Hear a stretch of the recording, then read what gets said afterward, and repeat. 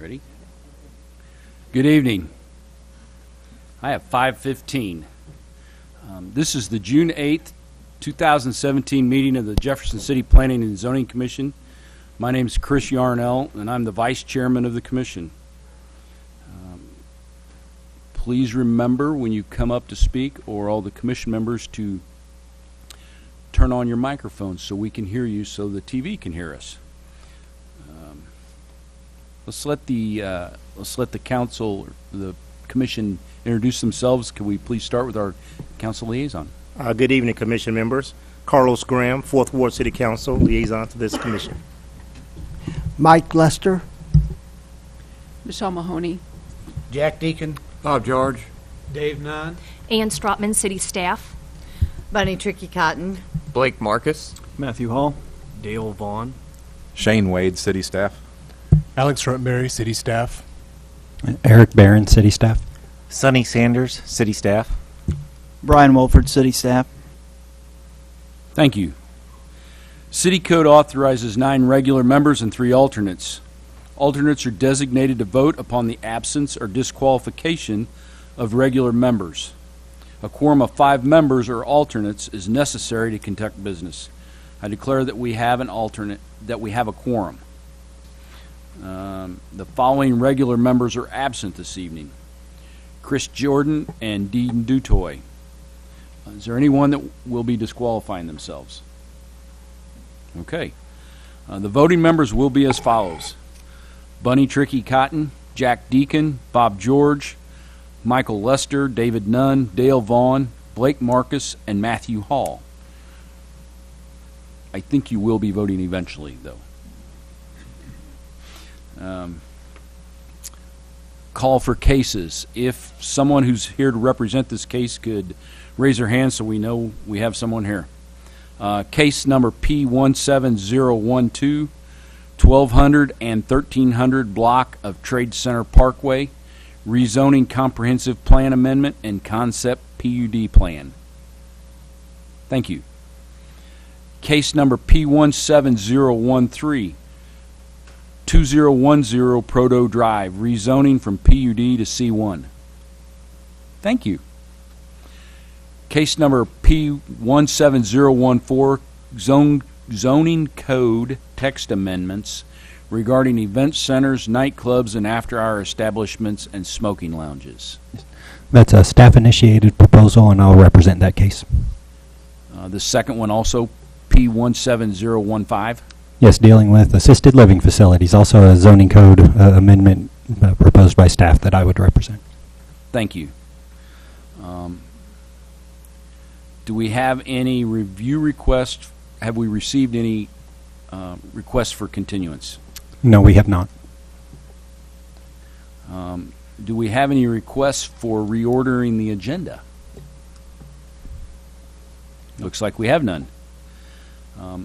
Format of the hearing and order of testimony. Eric, can you fill us in, please? Thank you, Mr. Vice Chair. I would like to briefly describe the procedures of the Planning and Zoning Commission.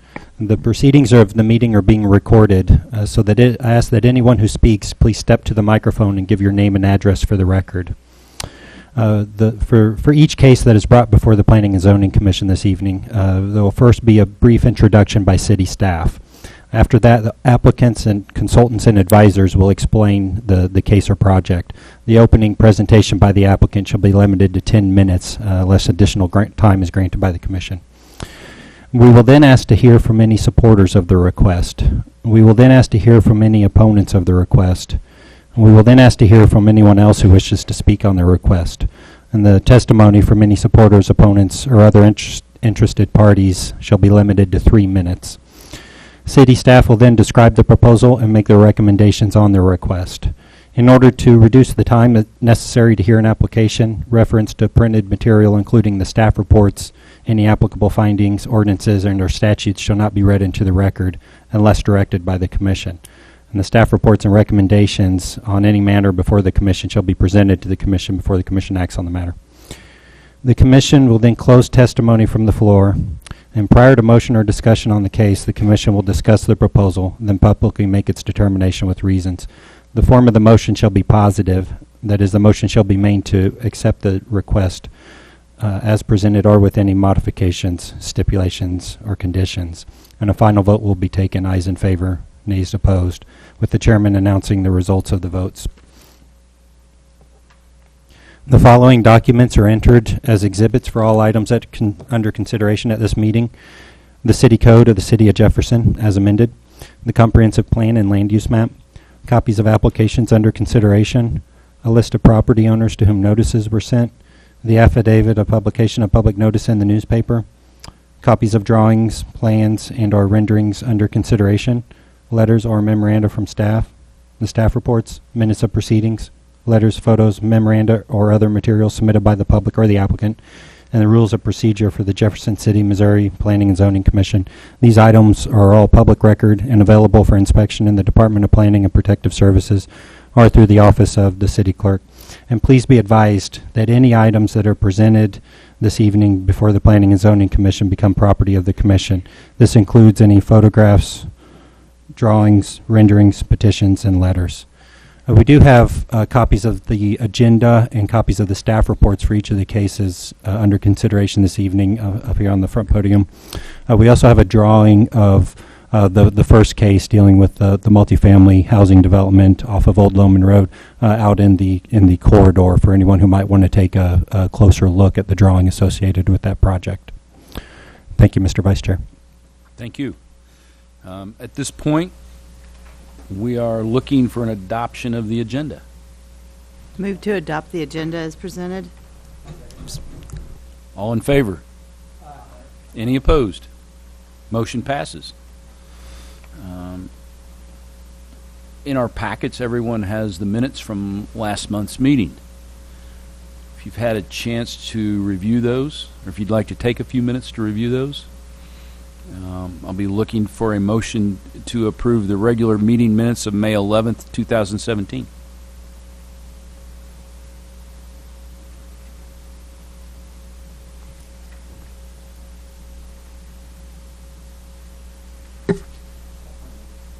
We have a motion I'll second that. and a second. All in favor? Any opposed? Motion passes.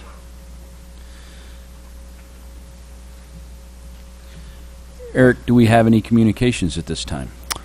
We do have the one item of correspondence that was received pertaining to the first case on the agenda,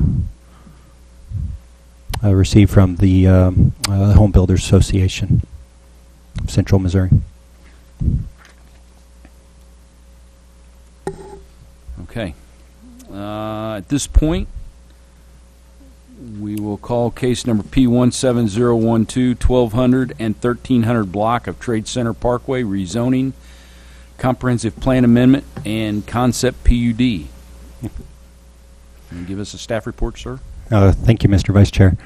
First, I wanted to describe the different requests that are contained within the single case. It is broken up into three parts there, as shown up on the screen. A rezoning proposal, so a proposal to rezone property located within the city limits. A comprehensive plan amendment. The city has an adopted comprehensive plan, and within that document is the development plan map, or sometimes referred to as the future land use map, the plan for the city. And that plan shows this property as a certain designation, and the property owner is proposing to redesignate it to a different category of land use, a different intended use. And then the third item there, a concept PUD plan. Now, PUD plans are a regular item that comes before the Planning and Zoning Commission. And so a brief description of what a PUD plan is for all in attendance is that within Jefferson City there are, of course, a number of different zoning districts. There are residential districts, commercial districts, industrial districts, and a property owner is free to build or use a land for whatever zoning district that property is zoned. So, for example, if a piece of property is zoned commercial, that property owner is free to build a very large number of different commercial uses or buildings on that property. They have to prepare plans for such construction, have those plans reviewed by city staff. to make sure that they meet the various codes, the zoning code, the stormwater code, and other applicable codes that the city has adopted. But as a general use, they're free to use that property as it is zoned. The PUD zoning district is a little different. Rather than those plans, the construction plans associated with a piece of property going only to city staff for administrative review, those plans come before the Planning and Zoning Commission, and then after you on to the City Council for final final decision, whether it be approval or not. And so a PUD plan allows the Planning and Zoning Commission and the City Council to look at the specific design of a piece of property and make comments or conditions on that design. It's often a way for a development to be proposed that gives a little more clarity to surrounding property owners as to what is being proposed for the property, rather than leaving it open to just a zoning district. Surrounding property owners would be able to see exactly what is going, planned to be constructed there, and then can voice comments or concerns that they have with that specific design. And so it's a very useful tool, not only in terms of regulating the specific layout of a development from a city perspective, but also allowing surrounding property owners to comment on that development. It also gives city staff the ability to make suggestions on the development before it appears in front of this body on how it can perhaps be better arranged in order to reduce any land use conflicts or other items. So I wanted to give that description of what a PUD plan is because it is, again, a very specialized form of zoning district, and allows, for either conditions or specific comments to be targeted toward it, much more so than a standard zoning district. This proposal is located on property on Trade Center Parkway. I have the property highlighted here. Trade Center Parkway is a short road that was constructed about 2012 off of Old Loman Road. So up on the screen is a location map with the property highlighted. Toward the upper left-hand corner of the screen, you'll see Bighorn Drive, and just off the top of the screen is the Bighorn Drive and Highway 50 highway interchange. So Highway 50 is just a little bit up off the top of the screen. The yellow line that's going through the center of the map is the city limit line, and so the property contained to the right hand and lower right hand corner of the slide is contained within the city limits. And the property located to the upper left is unincorporated Cole County.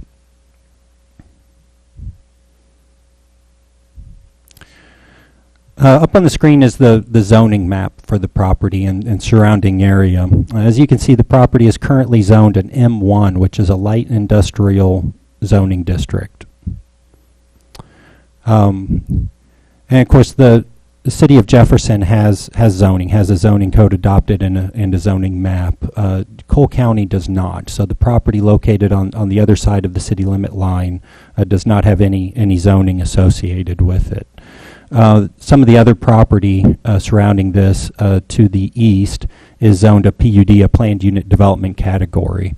And there are some utility-oriented land uses there, including a water tower, a cellular tower, and an electrical substation. To the south of the subject property is property that's in the same ownership as the applicant and is currently zoned an M1, light industrial as well. But the proposal for rezoning and such is limited to the property that's highlighted up on the screen there.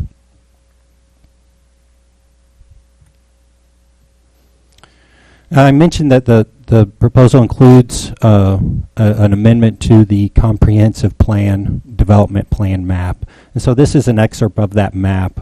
And so this is the future land use or intended land use plan for the city. And so as you can see, the property is highlighted there and currently has a designation of it being intended for industrial use. And so this property at one time was owned by the Modine Corporation, and I believe that that's the reason for its industrial designation within the land use plans that have been adopted by the city.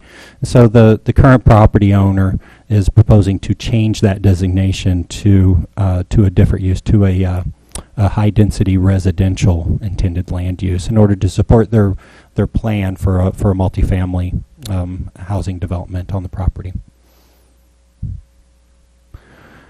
So up on the screen is a fairly current air photo of the property, just a couple years old. And so it does show the road that was constructed into the property.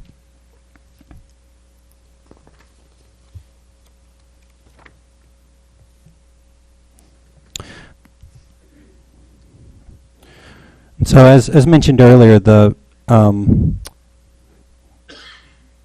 road was constructed in about 2012. It was constructed in accordance with a subdivision plat that was approved through the Planning and Zoning Commission in 2010. And so in 2010, the property owner had brought forward a subdivision plat for this property to be subdivided and infrastructure installed, including a road, sewer lines, and other municipal infrastructure.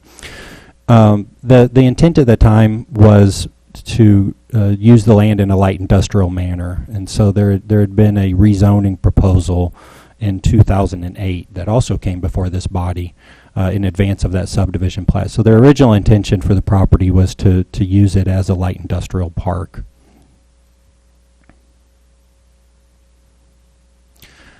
Associated with that subdivision plat and that development and the infrastructure that was put in is a stormwater basin. So this the upper left-hand or the northwest corner of the property was actually a stormwater detention basin was constructed on that corner and is there today. And so it was constructed and inspected by the city, and the property actually was deeded over to the city. So the city is the owner of the northwest corner of that property and the stormwater basin that's constructed upon that, as is standard practice for stormwater basins that are constructed for major subdivisions, for the city to take over the long-term maintenance of those basins after they are constructed in accordance with the design requirements for the city. And then the third part of the proposal, in addition to the rezoning and the comprehensive plan amendment, is the adoption of a concept PUD plan. And so a concept PUD plan is actually a rarely used preliminary step in presenting a PUD plan to the city. Its purpose is actually to establish the land use, what land uses the property can be used for, and the density on the property. It's usually not a step where we would expect to receive detailed drawings showing what the property, what the actual project that would be constructed on the property would consist of. But they did submit drawings showing what their plan is for the property, along with their concept PUD plan application. So in addition to requesting the land use be designated to allow for multifamily residential use, and for the density to be established at the level of one of the standard zoning districts within the city, they present this preliminary version of the development plan for the property. And there's a few things that I will point out on this drawing. And again, this drawing is located out in the corridor for anyone who wants to get a closer look at it. And so this slide kind of zooms in on the part of the property where they would actually be constructing buildings. And it would all be on the western side of Trade Center Parkway, the road that was built into the subdivision. So to orient you, the Old Loman Road is to the left-hand side of the screen here. The north would be to the left-hand side of the screen. And so this is the road built into the property. What they're proposing are 3 multifamily residential buildings and 1 smaller community building. The different buildings have a different number of units in each one of them. And I think a different spread of floor plans, different numbers of bedrooms for the spread of uses in order to get a spread of different types of or sizes of individual units. Shows 2 parking lots being constructed between the buildings. To show some of the preliminary utility layout and some of the existing utilities that are in there, including some of the sewer lines, electrical lines. There is an existing set of utility easements along the western boundary of the property, and so on your drawings you can see the different utility lines that are contained in there. And one of the things that is worth pointing out is that they're proposing for a fairly substantial buffer yard to be established along that western property line. It's labeled on here as a 50-foot wide open space buffer yard, but also including a spread of medium canopy trees planted at 25-foot spacing. So a row of trees planted within that area, and then also a 50-foot area designated as buffer yard, so that nothing could be constructed within it. No parking. It's literally open space filled with trees. Then, in addition to that, the building set back from even that buffer yard a fair distance, and so some of the closest structures that might be to that buffer yard line would likely be the trash receptacles associated with the development, located typically at the end of a parking lot for practical reasons. And so, for example, the distance between the side of this building and the actual property line measures to be about 85 or 90 feet. So the closest building to the property line, as shown on this preliminary drawing, comes out to about 85 feet from the property line, and that's a fairly substantial setback, so to speak, from the neighboring residential area. We did look at some of the standard things that we look at for a development plan. Again, this is just a concept plan, so it's the full design details are not represented at this stage. This plan would actually have to come in front of the Planning and Zoning Commission again.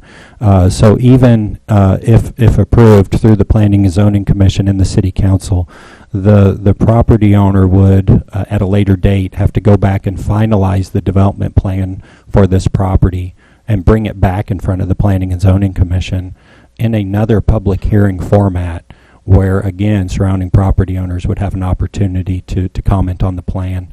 And so, again, this is a preliminary step used to establish the land use and the density for the property. Some of the other things we looked at were traffic, and that there's some notes within the staff report assigning some numbers on what the expected traffic generation would be, and the analysis is that it does not trigger a site-specific traffic impact study. The number of traffic or the number of vehicle trips during the peak hours is low enough that it can be handled by the existing street infrastructure. And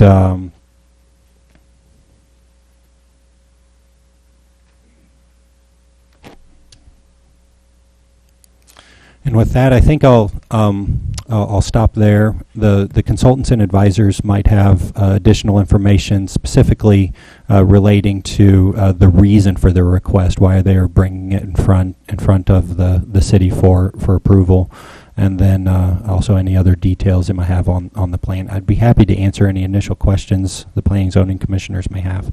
Do any of the commissioners have questions for Mr. Barron? Okay, seeing none.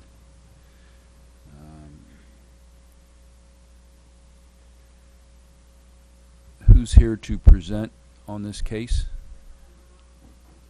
Come on up. Please remember to give us your name and address.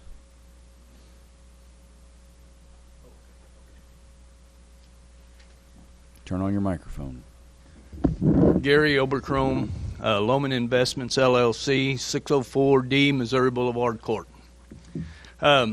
So we bought this land, and Eric stole a bunch of my thunder here, but anyway, I'm just going to kind of reiterate what he said, but we bought the land in 2009 from Modine with the intentions of we developed Creek Trail Drive down off of West Edgewood, down there in the lowland down there. But nevertheless, we developed that, and it was a light commercial project similar to this. And that was what our intentions were at the time. We felt that there was certainly a need in Jefferson City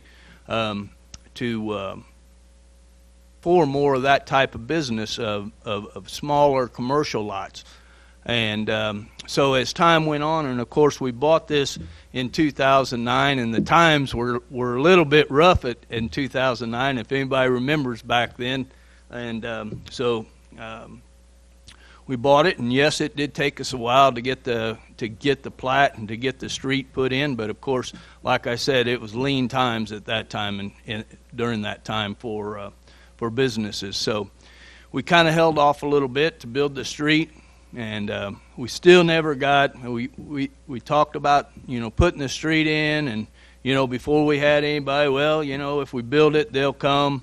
Type mentality overtook us, and so we put the street in, and we did that, like Eric said, in 2012. We built the street, developed the stormwater detention basin there to handle the light industrial type development that we were planning to put in there. Over that period of time now, for the last 5 years, we've had it listed with realtors, and we've just not had any luck in it. And with that type of development, that is just missing out of Jeff City at this time. Where that type of development went, we don't know. But small businesses that need, or small industrial businesses just aren't here in Jeff City, it doesn't seem like anymore. So that kind of, we've been sitting patiently and waiting and marketing this, and we've even, our realtors got it out on the national market, and for people that aren't in Jeff City that would like to even come to Jeff City so they can see it there. But so needless to say, we've not been successful. We split it up into a little over 1 acre lots, with the intention that if we got a bigger box that we could just join 2 lots together. And that's the reason we have 1 acre lots is that it would accommodate the smaller type businesses even. So so with that being said, we put the street in, and we've sat patiently trying to market this thing, and obviously there's not a market today in our area, in our city for this type of development. And we were really excited about developing another creek trail, but it just hasn't come to fruition. About a year ago, we visited with the city staff and talked about this, talked about rezoning it and seeing what the feasibility of rezoning it was. We've talked to several developers in town that do apartments, and there was some interest shown there.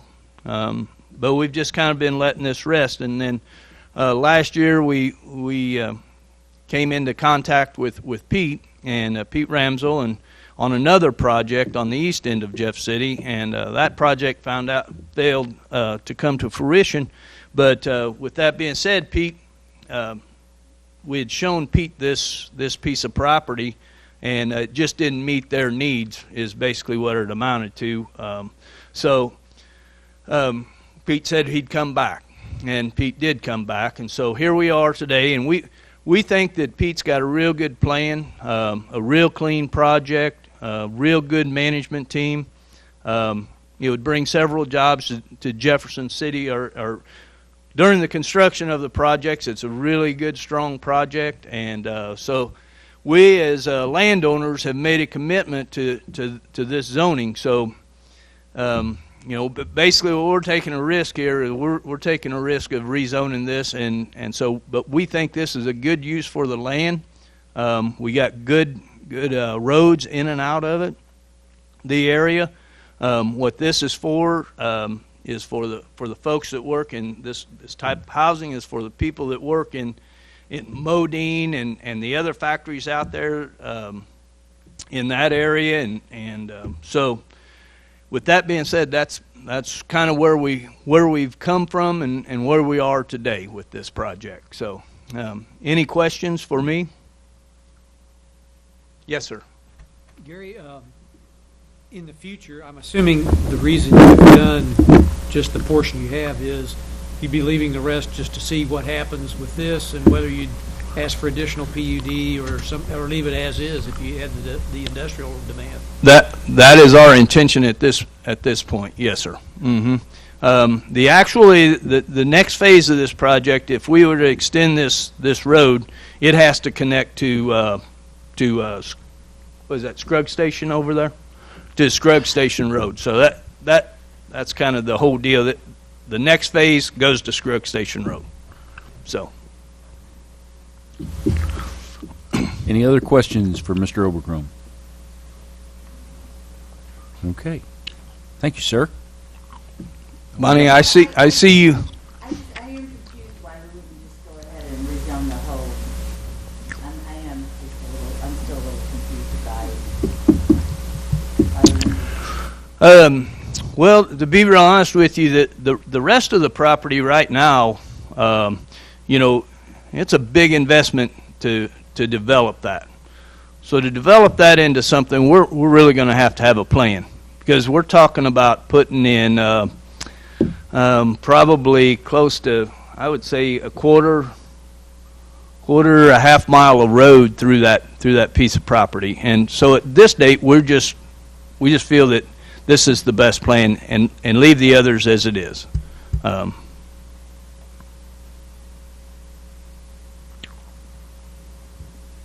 Was there a hand over here on my right-hand side? Everybody good? Question. This is just a clarification. I'm assuming that the road that goes through is already agreed to by Modine. Yes, sir. We have that easement through. Yes. Yeah, that's all agreed to with. Yeah. It's all in the deed. Yes, sir. Yes, sir.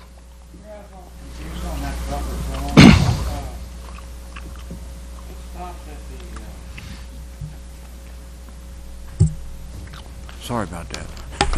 You heard me anyway, right? I know. Yes, sir, I did. Is that buffer zone that goes up next to the catch basin, I call it, anyway? I'm sorry. I don't have that plan with me, Mr. George. Okay. And so... I don't think I saw that one either. Which one are you? I was looking at this one here. Talking about this. Okay, and this is all the city's property right there, yes, sir. And that's that catch basin for the stormwater. Do you have that one? Can you put that one up on the screen? I'm afraid I don't. It is handed out to each of the individual members, and there's a couple copies out amongst the others. Yeah, I think all the members have that, but as Eric alluded to, well, you can see it a little better on the last one, actually, Eric. It's coded, but yeah, you and can see the blue line a little better on the last. Go back to the last slide. Right there, but you can see. So that's our property. The blue line there in the corner. That's our property, and then the stormwater basin is all built right there. Yeah, that's all the stormwater basin. Yes, sir. And you have an engineer that might go into more detail on yes, any I haven't. questions Yeah, we have an associated with engineer that can answer some of those questions also, more specific than me. I have no letters in front of my name, so. Anybody else? Thank you very much. Thank you, sir.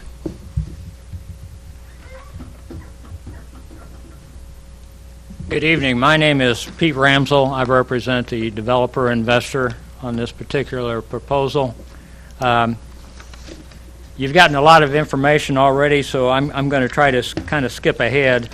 And if we could, I'm going to ask you to turn to that second page, the second page being the green and blue, the blue buildings in the green. Mr. because- Ramsel, can you Yes. please give us your address? Oh, okay, I'm sorry. I'm from St. Joseph, Missouri. Need an ad- 4803 Wilshire Drive North, St. Joseph, Missouri, 64506. Thank you very Sorry. much. Apologize. But if everybody could get that in front of them, that shows that buffer area that we were just talking about. More importantly, what I want to focus on are the buildings. In blue are the 3 buildings that we're going to propose as residential units, and then the smaller building is a community building, which will consist of an office and a community space. A total of 40 units. The breakdown on the units is 28 2-bedrooms, 12 3-bedrooms, and there's a term for what we're proposing here, and we call it workforce housing. And I'm going to be brief with this, but I want to tell you a little story. A few years ago, I was with the Missouri Housing Development Commission, actually the executive director of the Missouri Housing Development Commission, and a mayor from Branson approached me, and she says, "I really need your help." And I said, "Sure, come talk to me." And that trip turned into several trips. It turned into me going to Branson. She explained her need for workforce housing in Branson, said, "I'm desperate, I need help. I've got people living where they shouldn't be living. I've got people in campgrounds. I've got people in trailer parks. I've got people in condemned buildings. I've got people in the old motels." And she said, "I just need some workforce housing." Her term. I adopted the term, worked with her, told her basically about a tax credit program that we were administering. And the significance of the tax credit program is that we raise private equity with a tax credit, and that equity goes to fund basically the construction and development of these units. And because we're raising 90% of the cost with tax credits and borrowing very little money, these rents are affordable. And so that's where we get to affordable housing. There is absolutely no rental assistance with this. It is all about affordability because we're raising private equity, bringing the private equity to the table. 90% of the total cost of this development will be funded with private equity, so we'll have a small loan. But by using it, it just follows the same principle that we all use with a house. The more money you put down, the less debt you have, the better your payments, your house payments. And so it's basically the same concept. So we literally work back into a rent that's truly affordable. These people work in your community. They want to live in your community. They don't want to drive 30 minutes one way and 30 minutes back, or an hour, or even further.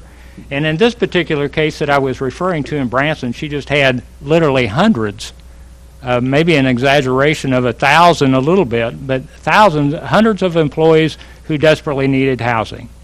And so they lived in her community, they worked in her community, her employers needed desperately these employees, so it just made sense for us to come up with a program. So our program basically is based upon income limits, and that's the only restriction. Again, there is no rental assistance. So if you'll go back 2 pages, I thought this might be the focus of the conversation, at least my part of it. Before you get there, you'll see the elevation. We wanted to show you the quality of construction that we do, the type of unit that we build. So that gives you a good depiction of what the building will look like. But more specifically, if you would, turn back to those 2 pages at the very end, and they say right at the top, 2017 income limits. The only restriction, again, I think this is important, so I'm going to say it again. The only restriction to this program are income limits. If the people make more than the income limits that you see reflected on this sheet, they cannot live there. Once they're a tenant there and their incomes increase, which typically they do, they can stay there as long as they want to. We're not going to evict them. The program doesn't require that we evict them, and so they can stay there as long as they want. But initially, to qualify, and it goes by persons, so bear with me. You'll see the 1-person, 2-person, 3-person, 4-person right there. So the income limits work by person. The tax credit program itself is 60% of the median income. And so the income limits you will see right there for 1 person is $30,360, 2 persons $34,680, and then you get up to a 4-person family potentially of $43,000. Now, workforce housing, again, the term, Where I went with this, she says, we're going to have some people who are over that income. What can you do to help us? I said, here's what I think I can do. Long story short, we put the program together. It's worked successfully. I said 20% of those units, in this case 8 units, I'll make at a higher income level. So the second sheet shows you 80% of median income. So 8 of those units will be at the higher income. And those incomes, as you can see right there, again, it goes by person. It goes from approximately $36,000 up to $51,000. And so that's what we did for the mayor there. It kind of caught on, and all of a sudden we had a group of mayors contacting us, people that just wanted industrial growth in their community. They had an industrial park. They would call and they say, hey, we're hearing about this program. It's called workforce housing. And I said, sure. And they said, can we come talk to you? And all of a sudden we started doing these in other places throughout the state. But that was the goal. It is all about housing a workforce. Obviously, employees in the area who need decent, safe, affordable housing. Not only are the rents affordable, we build these very, very energy efficient, so the utilities are affordable, and that's the concept. So what we told Gary that we would like to do is build 40 units. Again, the picture of the rendering is very close to what we actually build. 2-story buildings. There'll be 2 16-plexes and that 1 8-plex. The only thing that is significant in those buildings basically is just the way we have them laid out, and the community building and a playground next to the community building. There obviously will be some children. The other significant thing is that community building being right there, so it's got an eye, so to speak, on anybody that enters in. We've got a full-time manager, a full-time maintenance person, and we run an after-school program. And typically what we do with the after-school program is we hire a local teacher who, and it's typically a young teacher, a first-year, second-year teacher that desperately needs the additional income, and we'll put that teacher in that facility, that community room, from 3 o'clock in the afternoon until 6 o'clock. Those kids get off the bus, they go right in there to a study hall. We try to help them, and then when the parents get home, obviously they go on to their unit. But that's the concept. That's the concept of workforce housing. I kind of wrote the program, and we implemented it, and it became very successful.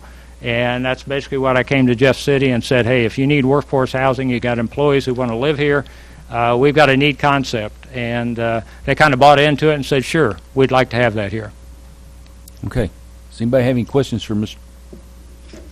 Jack? Yes, sir. First of all, what is the basic rent going to be? The basic rents, I will give them to you. They're going to range on the 2-bedroom.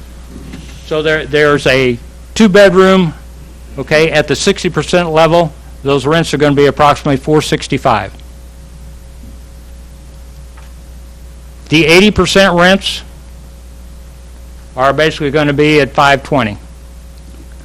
And we do the same thing for the 3-bedroom. They're going to range from like $550 to $650. Yes, sir. Go ahead. Go ahead, Bob. I have more questions. Go ahead, Bob. Go ahead. All right. What kind of government requirements are you going to be under? I mean, from now until, if you do start taking the tax credits, the government still will have some kind of say-so in your endeavors until you completely get rid of all the strings? The credits are allocated to the Missouri Housing Development Commission. It's a quasi-state agency. And I'll try to be brief with this. It's kind of amazing. You can tell from my appearance, I've been doing this for about 40 years, so I know affordable housing. I know the ins and outs of all affordable housing. And the reason I'm saying that is this program was basically created by Congress, obviously, not given to HUD on purpose. Actually, it's an IRS, it's Section 42 of the IRS code. This is an IRS program, and it's the only housing program that we have today. Congress on purpose didn't give it to HUD. They didn't want it tainted with the HUD issues and the HUD problems and the Section 8 and all of that. So they actually gave it to the quasi-state agencies to operate for them. So it's a tax credit that comes to the state agency. It's a competitive process. We compete for funding. If we're awarded these credits, we sell them to investors. The investors typically are banks, insurance companies, big corporations that need that tax write-off. A follow-up, then the state can never change the requirements, or the IRS will never change any type of requirements? It's No, always- sir. Okay. It's a 15-year compliance period with a 15-year extended use period, and we have to file what's called a land use restriction agreement that restricts us to using the published income limits that I just gave you. All right, then my And next every question- year they increase. Have you identified a need in Jefferson City for Yes. housing? Yes. We think the chamber has. We got into quite a conversation. It's interesting that they were using the term, and I don't know where they came up with it. I admitted to you where I came up with it. They said we desperately need workforce housing because we're trying to get new employers into the community, and the first thing they ask about is housing availability. And I said to Gary, hey, I think I got something that works for you. Yes, sir? Yes. So it goes by person, one person, two person, three person. Typically who we're going to have living here is a couple with one child.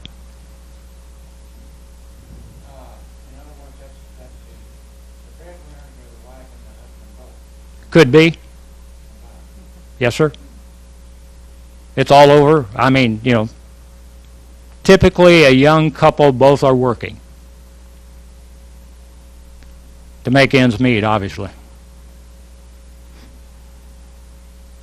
I got a question. Yes, Is this sir. development comparable to Charm Ridge around the corner? Charm Ridge, are you familiar with that area? I'm sorry. Is it Charm Ridge? No, it's Okay. Charm Ridge. Yes. Okay. Not familiar with it? I am somewhat familiar with it. I think it was done many, many years ago. I was just curious if that was the same type of concept. It doesn't have the workforce housing concept. It doesn't have the 20% of the units at the higher income level. Okay. It's probably 100%, 60% of median income. Yeah, I'm just clarifying. I didn't know Yeah. if that was the same type of development. But absolutely, it's tax credit, so it's Okay. Yes. Yeah. Anybody else? Thank you, Mr. Ramsell. Thank you. Appreciate it.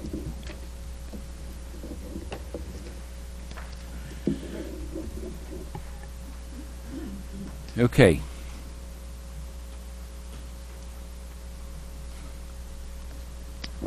Well, my name is Paul Sampson. I'm with Central Missouri Professional Services, 2500 East McCarty Street, and I'm representing Loman Investments as the owner of the property, as well as Mr. Ramsell as the developer of the property. The advantage of going last is that most everything has been discussed. I would like to go into maybe just a little bit more detail and hopefully answer some of Mr. George's questions about the concept PUD plan itself. And as Eric said, Is your microphone on? Hello? Yep, there you go. I just Get a need to be little closer. please.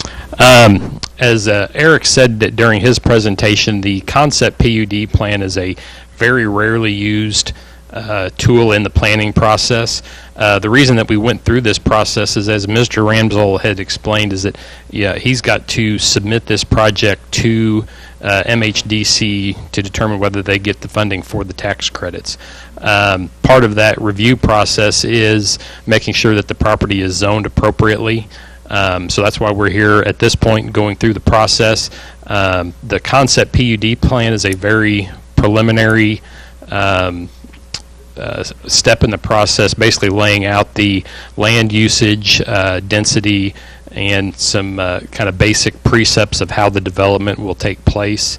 Not a lot of detail as far as detailed utility information and stormwater and things of that nature. The cost of putting together a set of plans like that goes up dramatically from where we're at a conceptual plan stage. So that's why we chose to use the concept PUD plan, to where we can at least get the zoning approved, so that he has something to go to MHDC with a letter that says that the property is zoned appropriately for the project.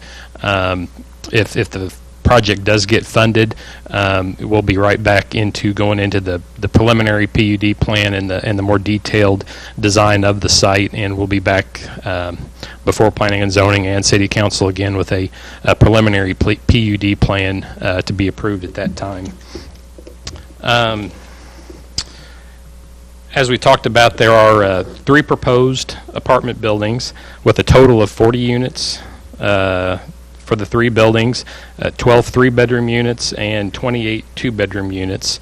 That equates to a density of approximately 13 units per acre.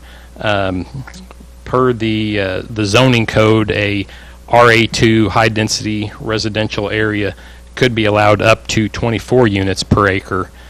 With that zoning designation, so we're just a little over half of what could be put on the property with that zoning designation, and that's another reason why we went through the PUD process rather than going directly to an RA2 zoning. With the multiple units, that automatically puts you into an RA2. The density would not require us to go to an RA2, but the fact that it's multi-unit buildings, that pushes us into the RA2, and we wanted to go through the PUD plan process to give some assurances to how, what the density of the project would be, and that we wouldn't be utilizing the full density allowed by the RA2 underlining zoning.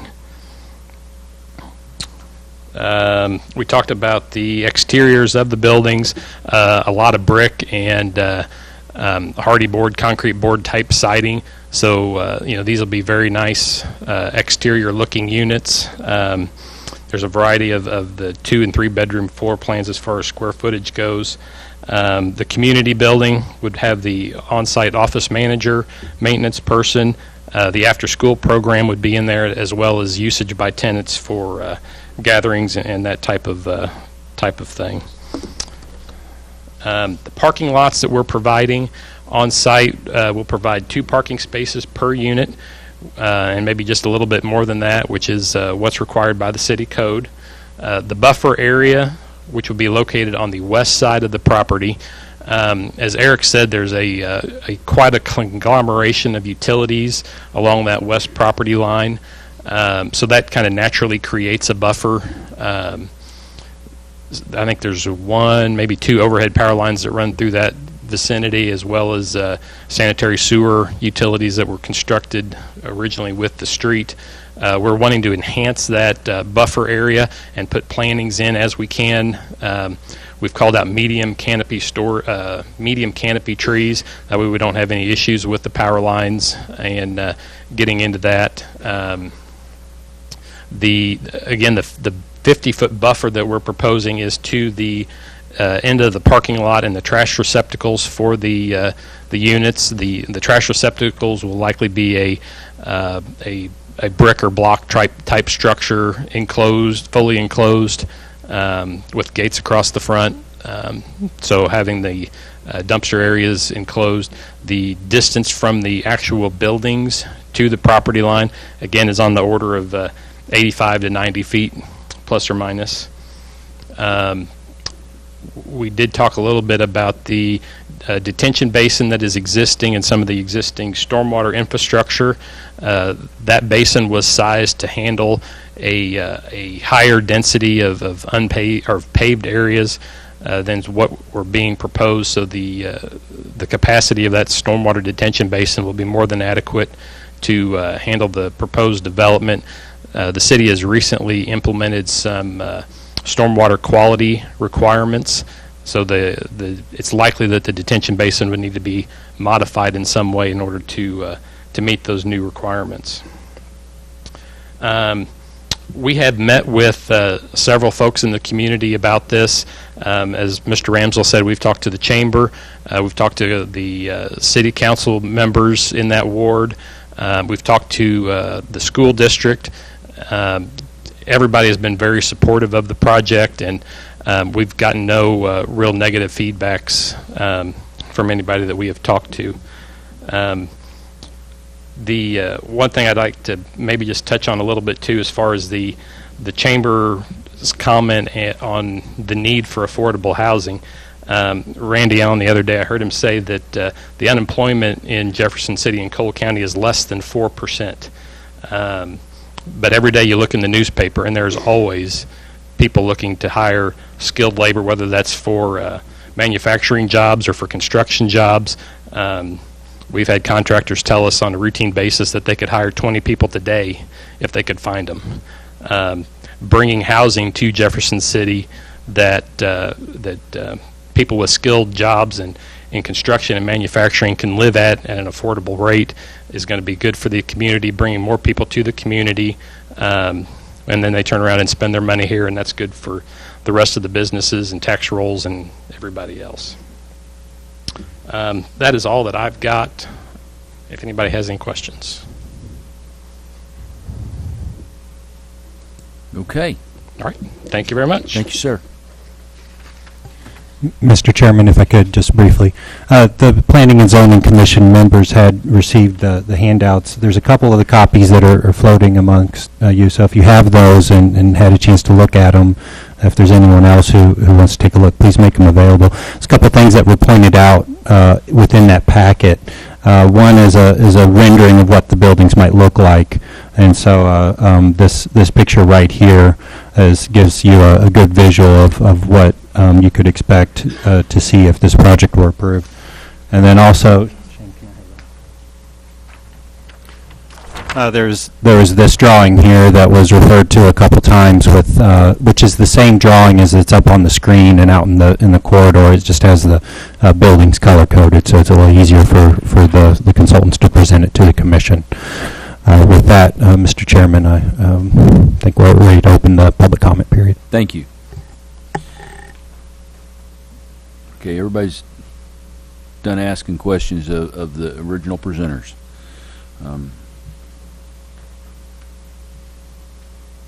At this point in time, we'll open this up to comment. I would ask that anyone here to speak in favor, we remind you we're looking at a 3-minute time limit on your comments and presentation you'd like to make. So is there anybody here that would like to speak in favor?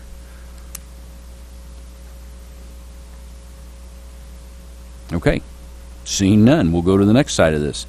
Is there anyone here that would like to speak in opposition to this request? Please come forward. Make sure you state your name and your address for the record and speak into the microphone.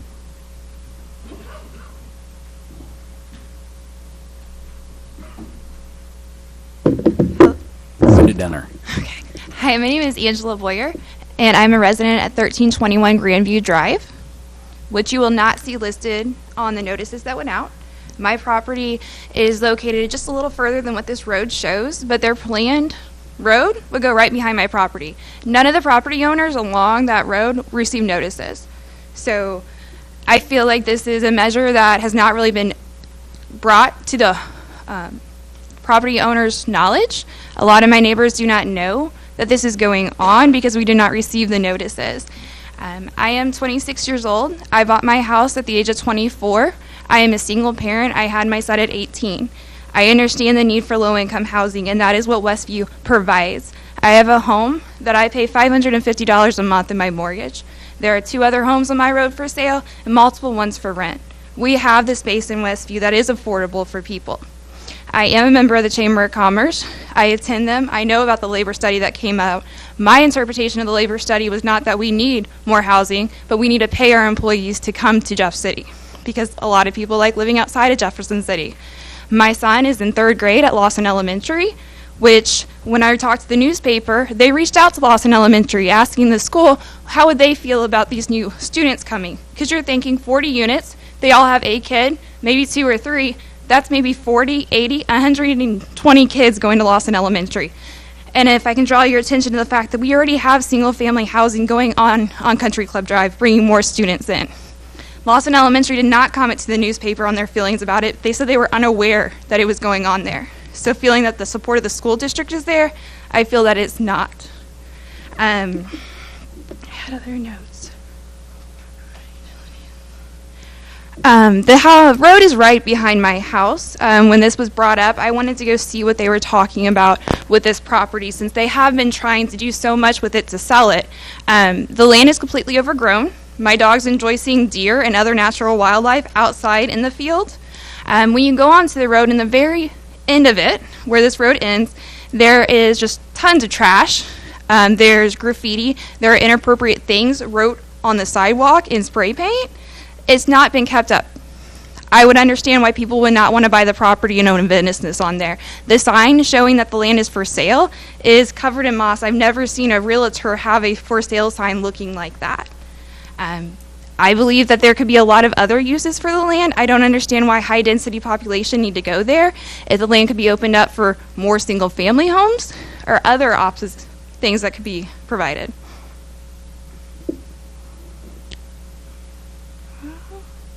And then another thing that I'd like to draw attention to is that we do have an electrical easeway. So I have a fenced in yard, and I have about 15 to 20 feet in my yard I cannot use because of that easeway. So we cannot use our full land because of this easeway, and then they're just wanting to put more stuff in between us and this apartment complex. Doesn't really seem like it solves the issue. I believe that is all I have. Okay, do any of the commission members have questions for Ms. Boyer? Yes. You know, I toured that area today because I was concerned about it. I saw it on the front page of the paper, and I thought it was time for me to go look and see what's going on. And I'll be honest with you, I drove down your street, and I also drove down Grandview Court. Mm-hmm. And the only place I could actually see this property in question was when I got on Grandview Court and headed my car towards 1202 and 1204. Those two properties, very nice looking properties, by the way. And I'm trying to get this all in my head, and I don't understand why you wouldn't want a nice construction such as this in your area, because don't forget you got a wooded area that they're gonna put a buffer on. You understand where that's at, right? Yeah, I understand how long trees take to grow as well. That's why I asked, because I want to make sure I had it right. Mm-hmm. And I just it's progress for Jefferson City. Mm-hmm. And I hope you can understand exactly where I'm coming from. Yes, I mean, going back in my backyard with my dogs and my child and doing whatever kind of fun activities we want to do, we will now have plenty of observers watching our private lives. How are they going to see you? I mean, we don't know. I mean, they're putting the road through. I This don't is want to the argue with start. you. I'm just curious. I don't quite understand. I mean, we don't know. With those properties being there, there's people that live closer to me that are very concerned of the fact that they can see the land where it is. They are sitting here about to view their opinions. So there are property owners that will be able to see the apartments. That's one thing about our country. You can voice your opinion. I'm glad Exactly. of that. It's a democratic process. Just real briefly, so I understand, you mentioned putting a road through. The road is already there. Is there another road you're concerned about? I am discussing the one that was on the maps in the pink that shows that they're going all the way through. The question that Bunny Turkey Cotton had a question about, why are you not trying to change all of this? Why are you only doing a section of it? If you look at the proposed road going all the way to Scruggs Station, that would be a road right behind my house. And I'm saying that the other people that live on those properties where that road would be going behind was not notified that they're trying to put these apartment complexes back there. But the road's in the middle of the property. It won't be behind anybody's house. It'd be just like it is now. I just want to make sure you were aware of That we understand, yeah, that it will be possibly eventually open up for more apartment complex further down the road is our fears. I thought maybe you thought there was another road besides this. No, we are discussing extending that road to Scruggs Station and the fact that there might be, after these apartment complexes, more going up. Okay, thanks. Thank you. Any other questions for Ms. Boyer? Okay. Anybody else would like to speak in opposition to this request? Please come forward.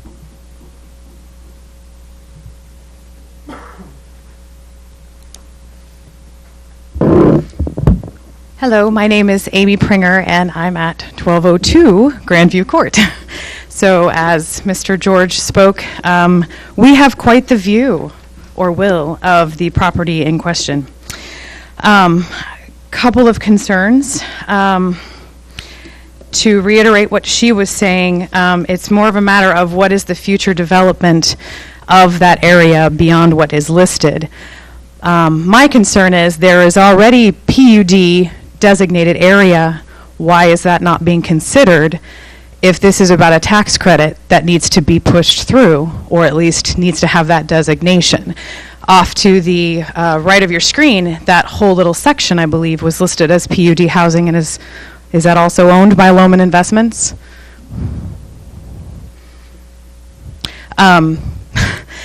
The other question I had too is listed within your zoning laws, you recommend that PUD housing have a minimum of 10 acres.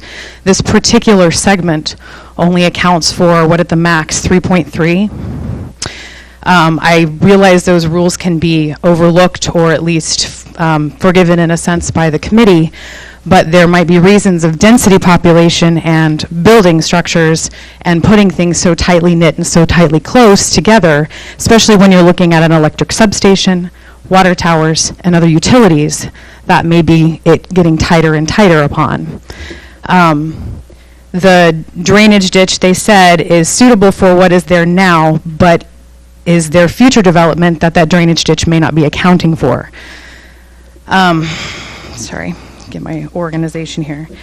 We talk about this is city property, so concerns for the city might be that if you look at standard city lines, which you can find in any city map, this is kind of an offshoot segment, which I would consider annexed, because you have the annexation of the Scarborough Way, London Way group, so they were kind of annexed in. There's not a lot of city services out there, such as police force and emergency personnel and things like that. And when you're talking a huge group of housing, which might house up to, over 100 to 150 people potentially, and that's just based on bedroom sizes, you're looking at more services that are going to be needed that may not currently be accounted for.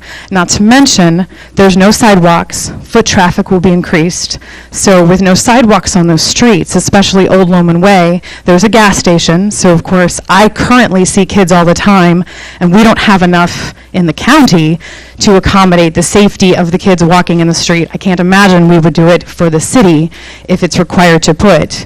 And if they have it just on the Trade Center Parkway Road, that doesn't really help the foot traffic where the actual traffic goes by, which is on Old Lohman. Because obviously, you're looking at businesses over there such as Modine, and this traffic that comes off of Fairgrounds Road, the school traffic. There's a school within how many miles? Couple miles. So you're looking at extra foot traffic potentially with the bus routes. And then also cleanup services such as shoveling or the snow removal. Currently all I see is county trucks out there. I have yet to ever see a JCPD, even though it is city limits, and I'm not sure that the Sheriff's Department or the JCPD is prepared for the extra need for services out in this area.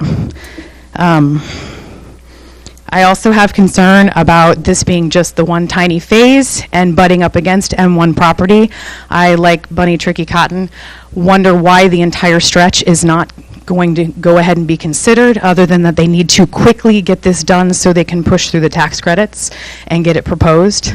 That's fine. It's just that this also doesn't leave any room for, once it's set and done, they have to propose one more. They don't have to build those. This is just a concept plan, and once you label it as PUD or an R2, anything under your guidelines would fit. So these beautiful proposed concept plans that we have may not be what actually goes out there. So I worry about that maybe this beautiful, design that we have is not necessarily what I'm going to see out my backyard. And when you talk about the visibility, Grandview sits up, and Trademarks or Tradeway Center sits down. So it doesn't matter what fence we build. If they build 2 stories, anybody who has a balcony will be able to come out and see into my backyard or into my home. And any of the homes that are along that first initial stretch that they're asking to be considered. I am unsure of the actual need, as I was under the impression industrial jobs were on their way down in our community. I mean, with Von Hoffman Press that closed, that's an industrial park that is now considered, it's an empty lot. So I don't feel like we're really building up our industrial complex. And I also feel like there is housing out there. I see for rent signs all the time, so the housing is not being utilized as is, putting more out there. I think they're all about comparable between Charm Oak and Charm Ridge. I would have to check with Action Realty and whoever owns those to verify, but I believe their rentals for basic 2 bedrooms is somewhere between $400 and $500. So I feel like if those aren't being utilized, a big complex like this may not be either. So this may just be a pipe dream that we build out there without any use. And while I understand M1 commercial businesses didn't sort of flock to the group, it was mentioned that there was a lot of waiting to get a road in, so really hard to get a realtor's view of how can we sell this property if you can't see it. And I know it's very rare that it actually gets mowed, so, which is fine with me because I do enjoy the nature. There are a lot of deer and wildlife back there, but it's as a realtor, there's no way I would be able to sell a property if you couldn't see it, if you couldn't get a really good idea of the lay of the land. And as far as business is growing, that's without being able to have attractive properties out there, no businesses are going to want to come in there anyway. I am concerned about the timeline for the tax credits because that is kind of the big push here, is to get this workforce housing. And despite the fact that there may not be a need for it, but by the time the tax credits come, and what if they don't after you zone it? That's still a possibility. You could zone this PUD housing and R2, and they may not get the tax credits. So then we're sitting on a property that is no longer available for commercial, except for a section that has a road that doesn't go anywhere. I think I've covered most of my concerns. Does anybody have any questions? Yeah. Talked it up. Yes, sir. Just as a point of information, you mentioned the concept plan concern. And as Eric pointed out earlier, and I don't know if this will make any difference to you, but just because the concept plan is approved doesn't mean that it's finalized. It means they have to come back and there's still more input. So they have to do a final set of plans that will set out everything that we've already talked about tonight, plus more. So it's not over and done with. True. But yeah, and they could completely change it from one concept plan to the next finalized plan. So, and whether or not we'll get notified in a timely fashion to be able to evaluate what's going on, that would, also be of concern. But, yeah. And then just from your testimony and the ladies prior to yours, I'm guessing then that you would prefer having an industrial development behind rather than multiple family. That is correct, because I think the community and the surrounding areas support it better. You guys have on one of your comprehensive plan amendment, which Lohman Investments has answered a lot of those questions. I am in disagreement with some of them, where it discusses the whether or not the property the goals have changed, whether or not there was the character and the condition of the area has changed. I mean, there's no study that says a business can't make it, but I'm not really sure that there's a study that supports more housing, considering like I said, we still have houses and apartments and duplexes for rent. I don't see anybody snatching up the new developments that are coming off the other side of Leandra. I think there's still open properties over there. So if those aren't selling, and I don't think they're out of the range of expensive, considering what a construction or an industrial worker would make or a family would make, I don't feel like there's a need out in that area, but that is something that probably needs to be backed up by some statistics or some sort of numbers to go along with it. But they also made a comment under their proposal whether there will be benefits derived by the community for this proposed zone. And it goes into affordable housing for employees and workers and communities to attract new employees. I don't think having housing for the guys is going to actually attract the people to come live there, because the jobs aren't actually here. I feel like there's still, if people are have the jobs out there, and our industrials, I think ABB is laid off. There's tons of industrial complexes that have laid off people. I don't think it's a matter of having the housing, they will come. We don't have the support structure business-wise to support the people who have these trade and industrial jobs. Any other questions? Thank you, Ms. Pringer. Thank you.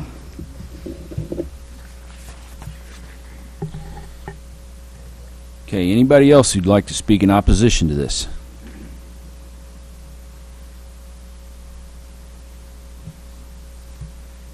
I'm Doug Pavitt. I live at 1204 Grandview Court. Mr. Yarnell, before I start, I want to thank you very much. You do a very fine job in our county out there keeping the snow and stuff, and you all do a fantastic job for us. Thank you very much.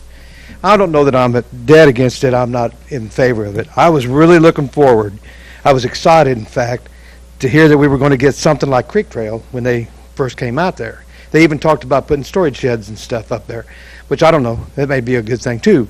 But I'm not so sure I'm in favor of the apartment houses because I'm the guy that's right there. I mean, I'm going to be seeing them the most. And my driveway is going to be I-70 for every one of those kids to come charging up my drive, right across the street and go between my nephew's house to the gas station to get candy. I'm going to be the guy. I don't know. So, anyhow, but I'm concerned on one other thing. As I see these pictures, it looks like the lay of the land, and I know the lay of the land. Believe me. It's a slope. They're going to have to level that out for that parking lot, not only to make a building square and level, but the parking lot aspect. It looks to me like, see, that's going to run downhill, and this nice tree line, that can't really be exactly the way that's shown. There's going to be a height difference here of where we've got our parking lot and where we've got our trees. It seems. I mean, that's how I see it. And I look at it every day. In fact, Gary was very nice. I mow back there because I don't want all that overgrowth that everybody else has. I just don't tolerate, So I have mowed that for many years. And he was kind enough to let me keep doing that. And I appreciate that. Thank you. But, I don't know. I'm just a little concerned about, are we going to leave the power lines there? Power lines will stay above ground. Okay. I'm just a little concerned. I think we're going to have some property line problems too, because I don't think Mr. Thanen did a very good job laying that out there one time. I saw a picture one time where my driveway's on the other guy and somebody's living room's on the other guy's house. I mean, two people. One guy owns the other guy's living room. I don't think this is going to work.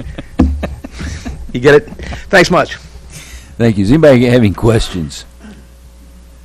Okay. Anybody else to speak in opposition? Anybody else want to speak in opposition?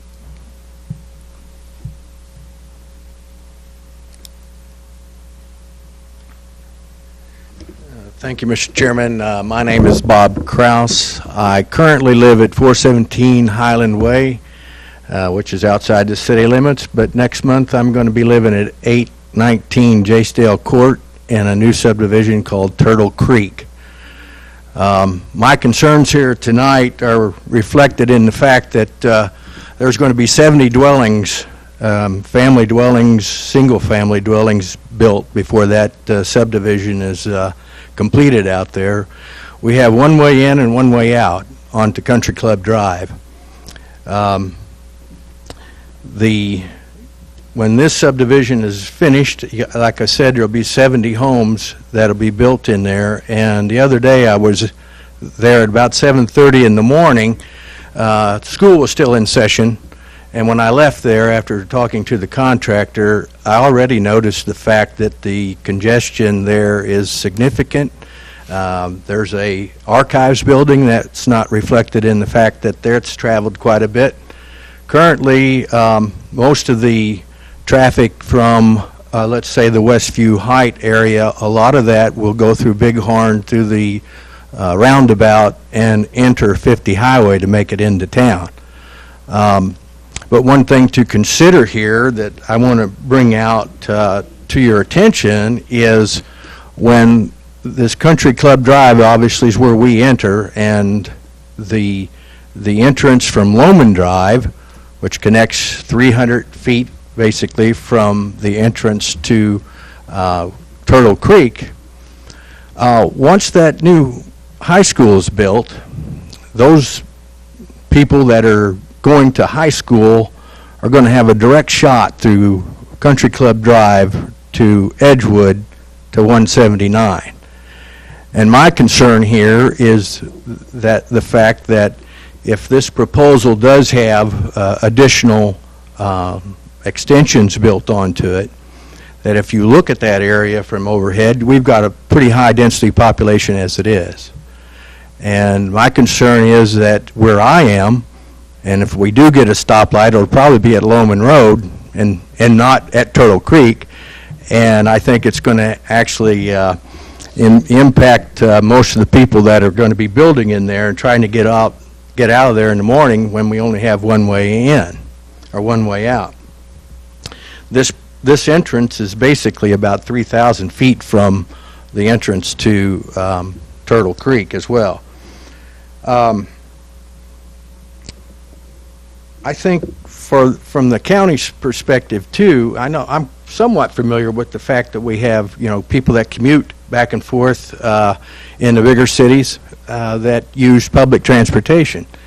And I guess the question to the city is, if we do have people out there, are they going to be provided bus service, or are we going to, as everybody, going to be driving back and forth through there? With that size complex that we see now, that may not be that big an issue, but if we double that or triple that, if you take a look at that area out there, it's going to overwhelm our streets out there in the city. It may also stress our sewer plant capacity as well, and the runoff too. So I think the city might want to take that into consideration. The comments prior to mine were, I made a note or two, and I was taking interest in what was said previously. We're talking about a workforce here, and I think a couple of speakers made a reference to that, and with permission from the chairman, I guess I'd ask the developer, when we speak of workforce people, is a job considered necessary in order to qualify for housing? Well, that's a good thing. I mean, we want workforce people, and I'm not against development or anything, but I'm kind of reflect some of the questions that were asked of the commission as well. The other point I made note of here was I think reflected in a couple of the comments that were made prior to me, was the less than 4% unemployment in our town, and the fact that I don't see a huge need of people running out of places to rent in Jefferson City. And with that, overall, the project, it may benefit some people, but I'm not so sure it's a necessary thing as well. Thank you. Hold on. Anybody have any questions? I have one. Okay. You referred to 70 new developments. Is that in Turtle Creek? Is that what you're referring Creek's to? 37 acres, approximately 70 homes in the next 6 or 7 years there. I just want to make sure I understood what you were referring to for your number. Thank you. Yeah, thank you. Thank you, Mr. Kraus. Anyone else want to speak in opposition? Okay, seeing none. Is there anybody that just wants to comment?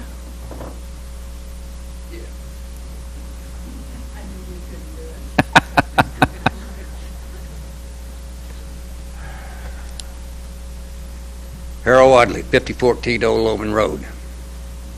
What else am I supposed to say? Whatever else you want to say now. Okay. All this yellow, this area here that you got, why doesn't the city cut that out there? Those weeds out there have to get 5 feet tall before the county funding comes along and cuts it. And then if you got a guy on a tractor that don't know what he's doing, he haphazardly throws rocks all over the dadgum place. You want to touch that one? I can't answer that one.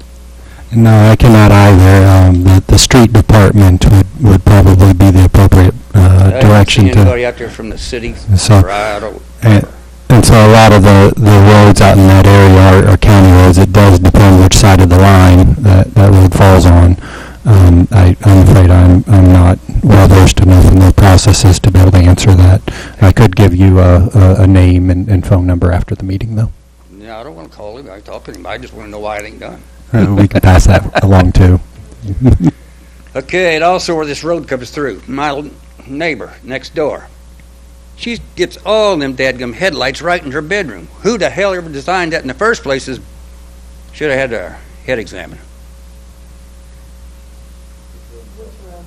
I have a feeling he's talking about the new one. You cut the new through one. there. It faces, it runs, when you look at it, Trade Center Parkway, if you pull out of Trade Center Parkway. So this house shown up on the screen with the road Yes. pointing straight toward it. Okay. And someone said that the road is in excellent condition. The amount of semis that go up and down that road anymore is ridiculous. I mean, it's probably as heavily traveled as Highway 50 sometimes with all the semis we got going up and down through it. And you go talking about sidewalks. There's too many people out there walking that road. And they don't know which side to walk on. But I know one thing, I don't want to give up any more of my land to take those trees out to have a sidewalk on my side either. And the other side isn't all that good either, so it's half a dozen one, six of another. But that's all I got to say. Thank you. Anybody have any questions for Mr. Wadley? Thank you very much. Okay, we have somebody else that wants to speak, just to speak. To comment, not just to speak. I apologize. Hello, Ryan Brockschmidt, 5104 South Brooks Drive. That's on the other side of Westview Heights, kind of over by the other apartment complex. I apologize for my appearance. I'm terrible at time management and just came from the Y. So I was late and didn't get a packet. I do think that there's a need for housing like this. I think the people looking for apartments are different than the people looking for houses. I know personally I'm looking for a house in the Jeff City area and currently living in Westview Heights. There's a game we play on the way back home of how many cars we can see driving through the neighborhood that are either parked the wrong direction on the road or parked in yards. There's currently a house on Westview Drive in which the grass was recently mowed, which is good, but it was mowed around the Ford Explorer sitting in the yard.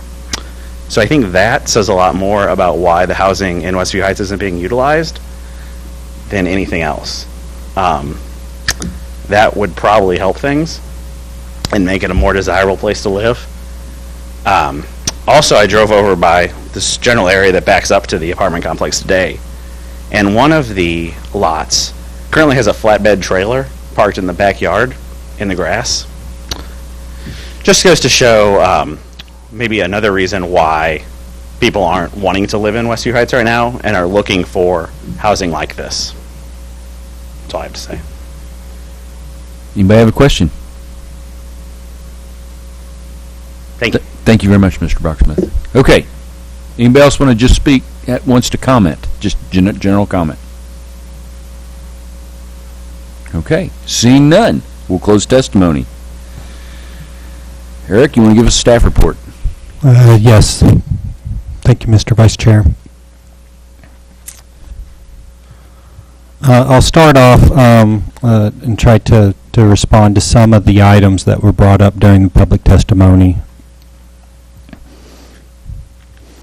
First, regarding the design of the building. And so that is one benefit of the PUD zoning district, is that when this plan, if the concept phase is approved through this process, when the plan comes back to the Planning and Zoning Commission, it will come with a building rendering attached to it that would be a part of that PUD plan. And so yes, the design of the building can be regulated by that PUD zoning district. So concerns about what the building will ultimately look like. Yes, they could change the design between now and when it's brought forward in the form of that preliminary PUD plan for approval. That design will have the ability of surrounding property owners to comment on it, as well as the Planning and Zoning Commission and ultimately the City Council. So the actual building, what it would look like, would be a component of that plan. Regarding comments on the notices that were mailed out, we did use our standard notification practice laid out within Missouri state statutes, notifying all property owners within 185 feet of the property. That goes both inside and outside the city limits, and so all the property owners within 185 feet of the property shown up on the screen in blue line, ignoring right-of-way, so we jump across the right-of-way before we start measuring, were mailed a notice to the property owner of record in Cole County Assessor's Department. There's a map contained in the last page of your packet, I believe it is, that shows which properties received notices. So yes, a significant number of notices were mailed into the Westview Heights neighborhood, but it was just to the properties within 185 feet, again, as outlined in state law. And actually, we occasionally get the question of mailing notices beyond that limit, and it actually there's not a lot of latitude for staff to go beyond that 185 limit. That is what's outlined in state law. It's what's required and regulated by the zoning process, and so that's what's mailed to. Sidewalks. And so the development would ultimately have sidewalks on both sides of the Trade Center Parkway roadway that's located in it. That was laid out in the initial development plan, and is required for new developments, especially of commercial or multifamily nature. Sidewalks on Old Loman Road. Sidewalks in general within Jefferson City is a complex issue.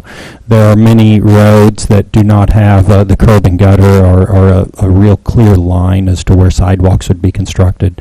There's also terrain issues all over our city, issues with rock and such that can make the construction of sidewalks very sometimes prohibitively expensive. And so sidewalks is a routine item that we respond to at the staff level. The city does have an adopted sidewalk plan and sidewalk requirements associated with developments, but it is worth pointing out that Old Loman Road is not contained within the city limits of the city of Jefferson City. That is a road that is in unincorporated Cole County and maintained by the county. The extension of the road of Trade Center Parkway through the property was an item that was brought up back in the 2010 consideration of the subdivision as a whole, and so that road extension through the property was always was presented to the Planning and Zoning Commission at that time. It is good planning practice, of course, to extend roads to where they have multiple connections. You heard some testimony this evening about a new subdivision that relies on a single road connection to South Country Club Drive. Even that subdivision, which was brought before this body a year or so ago, has future spots where it connects to surrounding properties, and so that roads could be extended in the future. But we're always looking at how roads would extend in order to serve other property. And this is private property. Eventually it will be developed. The question is what type of land use will ultimately be developed on that property, and then so of course why the city appoints a Planning and Zoning Commission to assist in recommendations and looking at those land use decisions.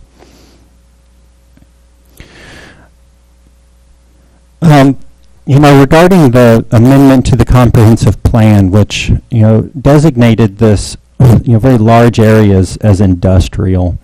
Of course, the property was owned by Modine back in 1996 when the comprehensive plan was originally put together, and so we are reaching the end of the life of the comprehensive plan. It was formed 20 years ago, but it is worth pointing out that a lot has happened in the last 20 years. The industrial area or growth engine, I might say, of the Jefferson City area has largely been targeted toward the Algoa area. There's several new industrial developments that have occurred out in that area. There seems to be less demand for this particular almost island of industrial use located with a very large number of residential uses around it. Modine, I believe, was caught in some of the same economic issues that were referred to by Mr. Obercrom in his opening presentation, and had to dispose of some of their land back after the 2008 Great Recession, I think, as has been tagged in the media. And some of the other property that was disposed of by Modine at the time was located up here. As you can see, it was also designated as industrial within the comprehensive plan and was changed to a combination of commercial and high-density residential uses. And there was a kind of a preliminary conceptual plan presented to the Planning and Zoning Commission at that time, again back in about 2010 or so, when that case was heard. But and then zoning decisions and that comp plan amendment were approved at that time, and so there is it seems that there is less demand for industrial use in this particular area.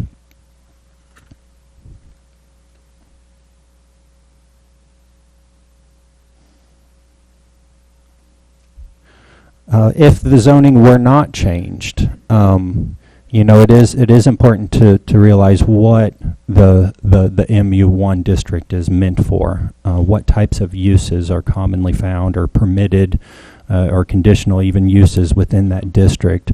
It is an industrial district, and in the pyramidal way of understanding zoning districts, it is one of the ones with the higher level of potential for conflict with single-family uses than even commercial districts, and certainly multifamily.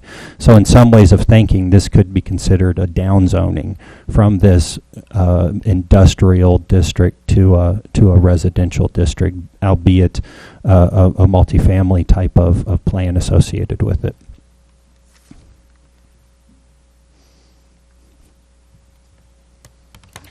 I think that was the list of things I wanted to try to provide responses to that I heard during the public comments. Moving forward to some of the staff recommendations. Within the staff report, there's a written description of the different recommendations put forward by staff on this case. It is notable that there is a large amount of residential uses in the area, single family to the west, and a large number of multifamily uses to the north of the property. And so residential use is prevalent in the area. Multifamily residential use is also prevalent in the area.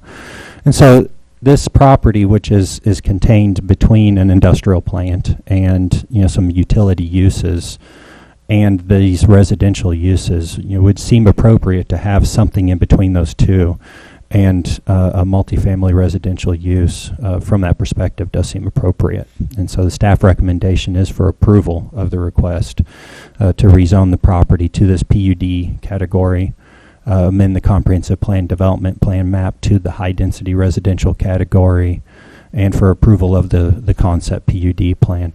The PUD plan is a benefit to the area more so than a standard zoning district would be, in that you get to see exactly what it is that is being proposed, what they will be limited to doing if approved, and any changes in that plan would come back in front of the Planning and Zoning Commission with notification to surrounding property owners, signposting on the property, which has been fairly effective in terms of notifying the general public in terms of what this proposal consists of.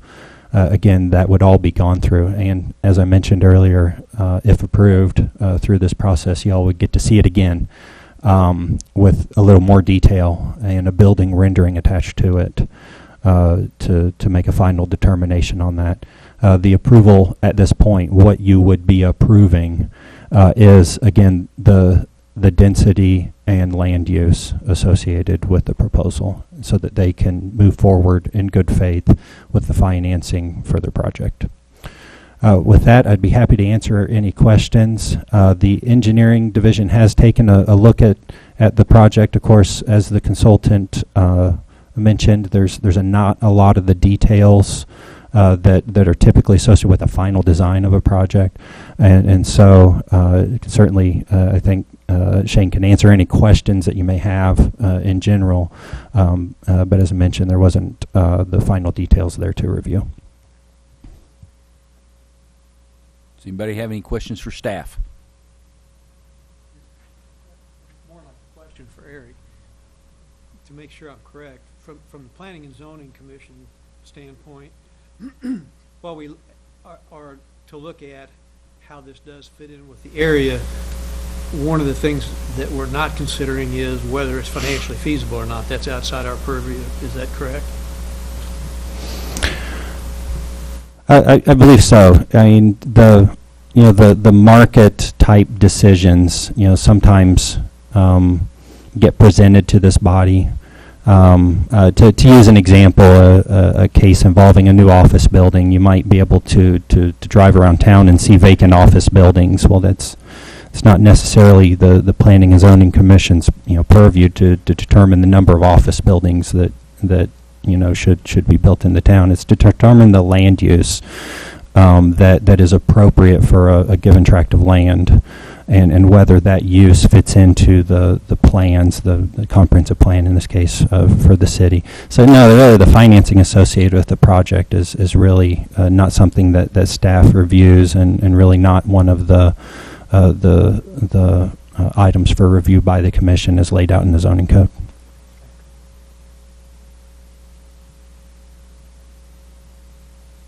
Any other questions? Seeing none. Someone want to make a motion? I'd like to have a comment. Okay. Comment first. First of all, saying this is a workforce project, I think is deceiving. Talking to Randy Allen, I think it's 2% unemployment in Jeff City, total 4% unemployment maybe with the county.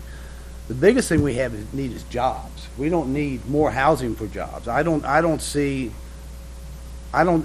it's strictly on a need basis, I don't see we need housing for workforce. I mean, it's a low income. They said that we've got, I don't know how, close to 100,000 people willing to drive 45 miles, commute to Jefferson City, 45 miles one way, if there were jobs. I mean, I don't see that there's a great demand for housing.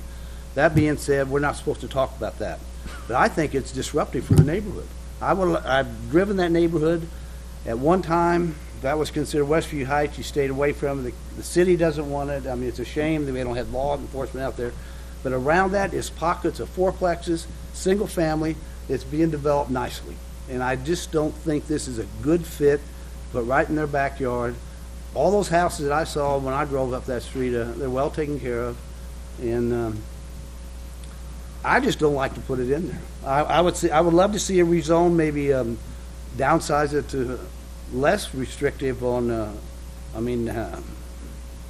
more restrictive on how many people you can have on the lot. An RA2 or 3, but not, or I like to single family all the way through there, or maybe even duplexes. I see their concern. It's just, and I see Mr. Overcome's concern, but I don't see where we truly need more workforce housing.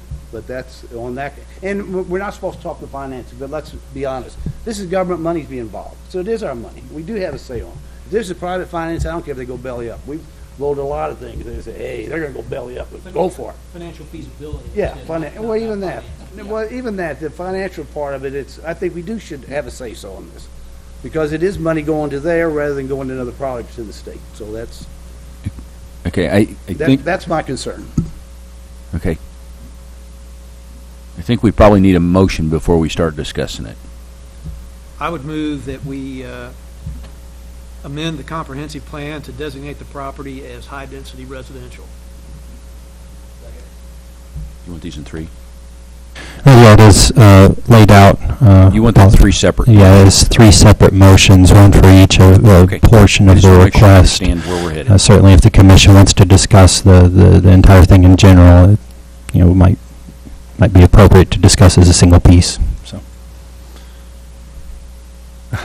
So do you want us to make a motion and vote, or would you prefer? I don't know that the discussion needs to be tied to the specific motion. Okay. So we have a motion and a second. Any discussion?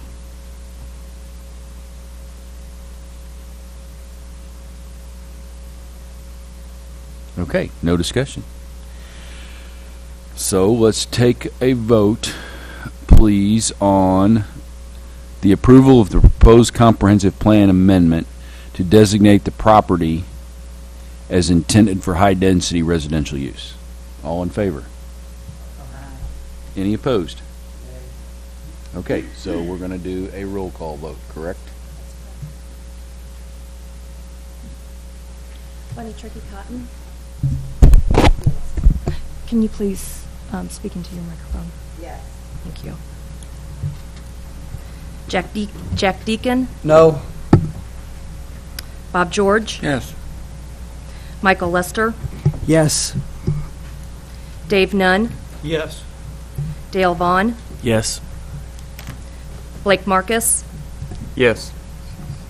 And Matthew Hall. Yes. 7-1.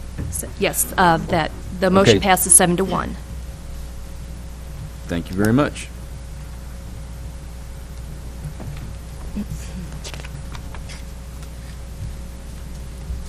Okay, we're on to the second part of that. I would move to approve rezoning the property from M1 light industrial to PUD planned unit development. Second. Okay, we have a motion and a second. Any discussion?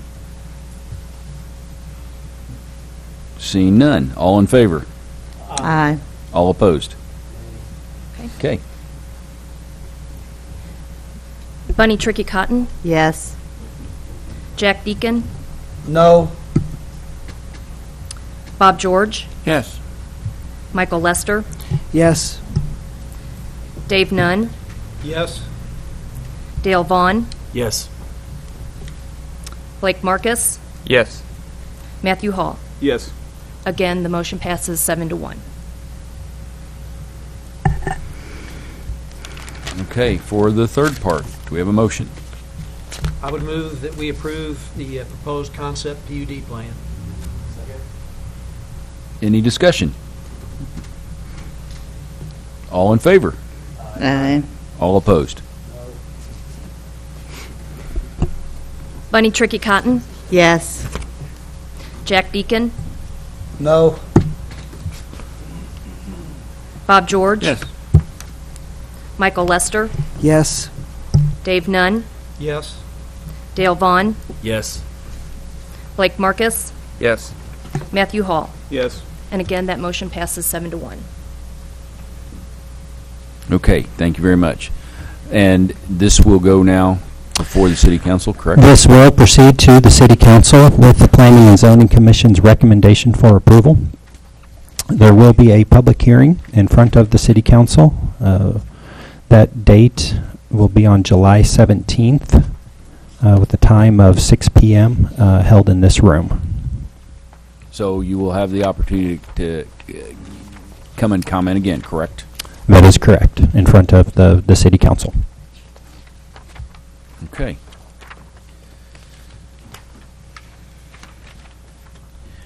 Case number P17013, 210 Proto Drive, rezoning from PUD to C1.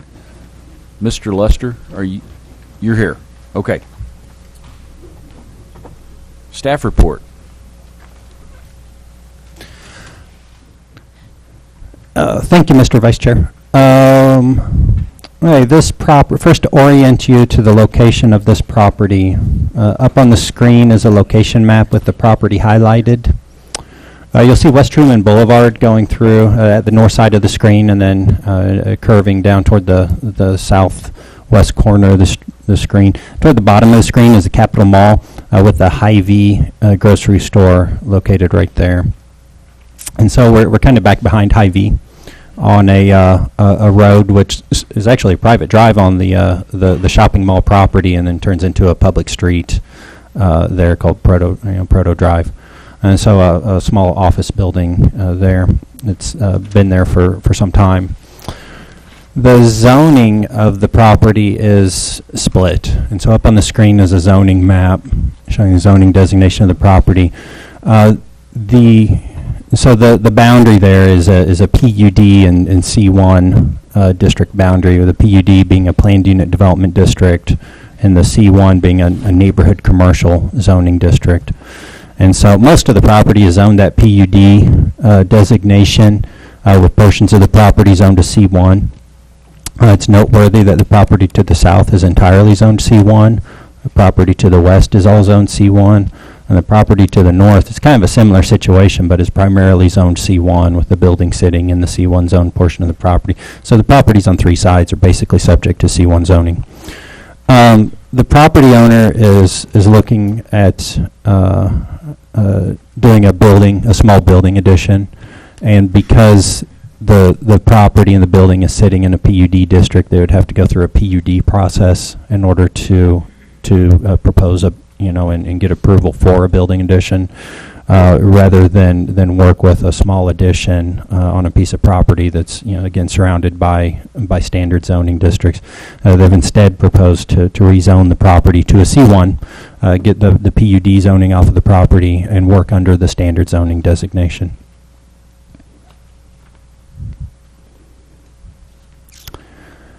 With that, I'd be happy to answer any initial questions. The consultant is here that may be able to add more color to the details of the proposal.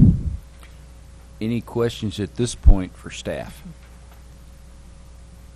Seeing none. Who would like to present this case?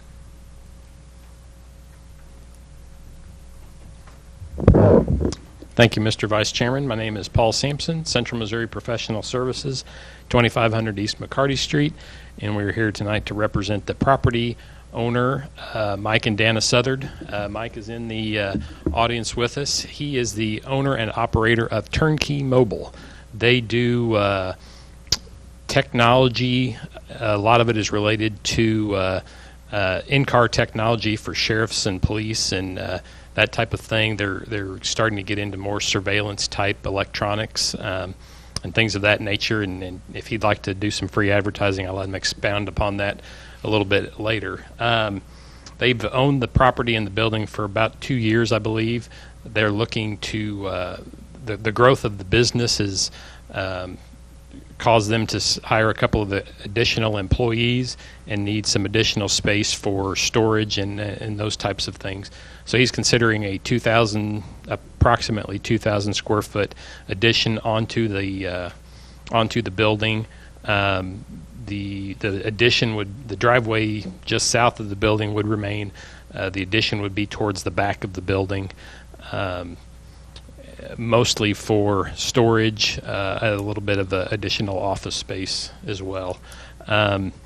When we talked to Eric to see how we could get that done, he noted that it was in a PUD zone and that we would need to go through the PUD process or try to get a rezoning based on the current configuration of the zoning lines. It's a very peculiar area, and whereas the zoning lines don't match up to the property at all, I suspect that goes back probably to the 70s, probably prior to when the mall, or around the same time when the mall was developed, and development plans changed a little bit around that time, and I suspect that's why the zoning is in the situation that it is. Typically, the zoning lines will match the property lines. I think Eric had told me that they did try to go through a staff-initiated rezoning at one time several years ago, and there was some really the whole area from this part all the way down to Amazonas, where the YMCA is, and came across a little bit of a pushback, and so the staff-initiated part was dropped at that time. Given the fact that essentially all the properties around this are zoned C1, and the current use of the property is appropriate for that C1 usage. We'd like to ask for the remainder of the property to be rezoned to C1 and allow the expansion of his facility. Any questions? Does anyone have questions for Mr. Sampson? Thanks. Thank you, sir. Is there anyone here present that would like to speak in favor of this request?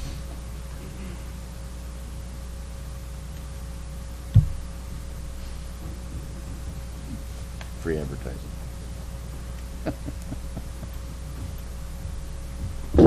I can't pass up a chance to speak, right? You got your chance. Yeah. I'm Mike Southard. I reside at 223 Summerhill Drive, Jefferson City, Missouri. Parkview Meadow subdivision is where I'm at. First, I'd like to say thank you all for your business with the city of Jefferson. You guys are great folks, and I've lived here 26 years. Our business has grown. We've hired two people and a part-time person in the last 90 days. So we're bursting at the seams. We're wanting to, give back to the community for one thing, put more people to work, and in our business, taking care of law enforcement and public safety is what we do. And just had an opportunity to grow, and I met with Mr. Sampson, who's a good friend and go to church with, and he said that there were some things that I had to do as a first-time business owner of a facility, that you just can't jump in and do things, which I figured that. So that's why I'm here today, and I just ask you for your blessing that we can grow and do some good things. We do things first class, we do it right, and that's the only way we know how to do it. So that's my case, and I appreciate your vote of confidence. Thank you. Does anybody have any questions for Mr. Southard? Okay, thank you very much. Is there anyone who would like to speak against this request? Time was established as a certain distance away from Truman Boulevard, and has since, for some of the rest of the area, been rezoned to standard districts over time. So this is kind of a remnant. There was a staff-initiated proposal kind of floated out there. Was even brought forward to the Planning and Zoning Commission briefly. It's a little complicated in that some of the uses out there have benefited from the flexibility of the PUD district, and so rezoning them away from that might actually be to their detriment, even though the PUD district is, as I often say, the most restrictive zoning district in Jefferson City, because of the requirement to bring proposals before the Planning and Zoning Commission and ultimately to the City Council. The staff recommendation on this request is for approval.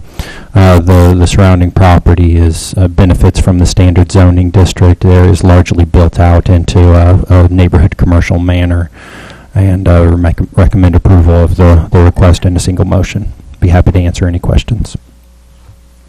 Any questions? Seeing none. Would someone like to make a motion? Move to approve the request to rezone the PUD zoned portion of the property to C1 neighborhood commercial. I'll second that. We have a motion and a second. Any discussion? Seeing none, we will vote. All in favor? Any opposed? Motion passes unanimously. Case number P17014, zoning code text amendment regarding event centers, nightclubs, after-hours establishments, and smoking lounges. Eric. Thank you, Mr. Vice Chair. I'm going to have to explain this one a little bit. In my preparation of the packet and the materials posted for this case, I inadvertently got a hold of an older version of the draft council bill, and so it's an older version of the council bill that's contained within your packet and was posted online. It had only a few minor changes based on largely law department review, and one typo pointed out by Mr. Marcus at the last meeting. So that was the typo that I was double checking to make sure it was fixed. Saw it was not fixed, which alerted me to this mistake. So I apologize. Rather than producing new copies for you, I was planning to present the whole text of the matter in front of you up on the screen anyway, and so I've outlined the few minor changes that were made in red up on the screen. This proposal would establish event centers, nightclubs, after-hours establishments, and smoking lounges with their separate designations within the zoning code. It would define those uses, assign parking requirements for those uses, establish which districts those uses are either permitted, conditional, or special exception uses within, and apply specific use standards for some of those uses. And so the uses are largely relate to each other. The nightclub use especially has in the past shown to be a fairly disruptful type of land use. Something that if located near residential areas can be quite disruptful to a residence living near one. After-hours establishments are usually nightclub in nature. We've defined them separately for various reasons, but often a nightclub could be an after-hours type of nightclub. Smoking lounges is a relatively new type of land use within our city, and have found that its location near residential areas was extremely disruptful, and it was largely, I think, being used in a nightclub or after hours type of manner, but due to that type of use and potential for using it as a more contained type of use, it is defined separately within the zoning code within this proposal.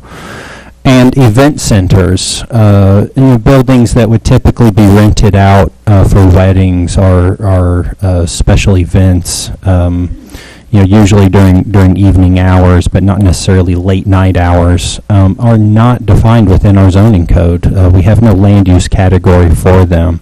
We've processed business proposals and such for that type of use under some of our more general commercial categories, but the prevalence of them and potential, for their disruptive uses, if not used in an appropriate manner for that type of business, then felt that it needed a separate designation within the zoning code and needed to be defined what that use is, and more importantly, what that use is not.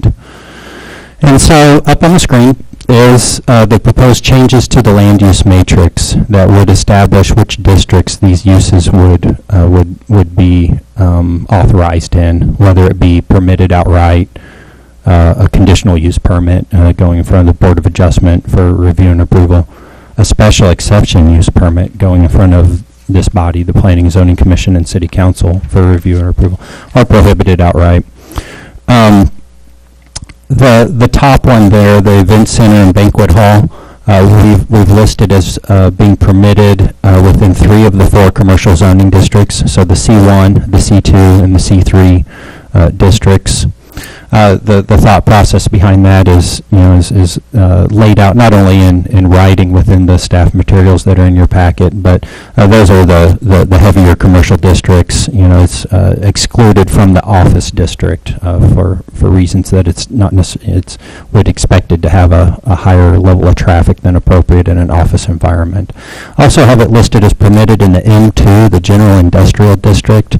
Much of Industrial Drive is zoned M2, and we actually have an event center that's located on that street, and so felt it is appropriate to list that as permitted within that district. Also a conditional use in the rural district, the RU district. Occasionally, especially wedding venues might be located in more of a rural setting. And so when located in a rural district, they would go before the Board of Adjustment for review and approval of that, just to make sure that the manner in which they would arrange the event center would not have overly detrimental impact on surrounding property and such. For the nightclub, after hours, and smoking lounge uses, they're very similar with only one exception. All three of them would be permitted outright in the C2, the General Commercial Zoning District, and so much of Missouri Boulevard and other, heavy commercial areas are zoned C2, and so that use would be a permitted use within that district. Would be a special exception use within the downtown district, meaning that if someone's wanting to propose that type of use in the C3, the downtown commercial district, they would submit an application for a special exception permit, come before the Planning and Zoning Commission with the details on their plan, and then on to the City Council after that with the ability to attach conditions to any kind of approval. And then for the nightclub and after-hours establishments permitted in the M2 district, again, much of Industrial Drive has commercial uses interspaced amongst it, and in the past has been used for that type of use.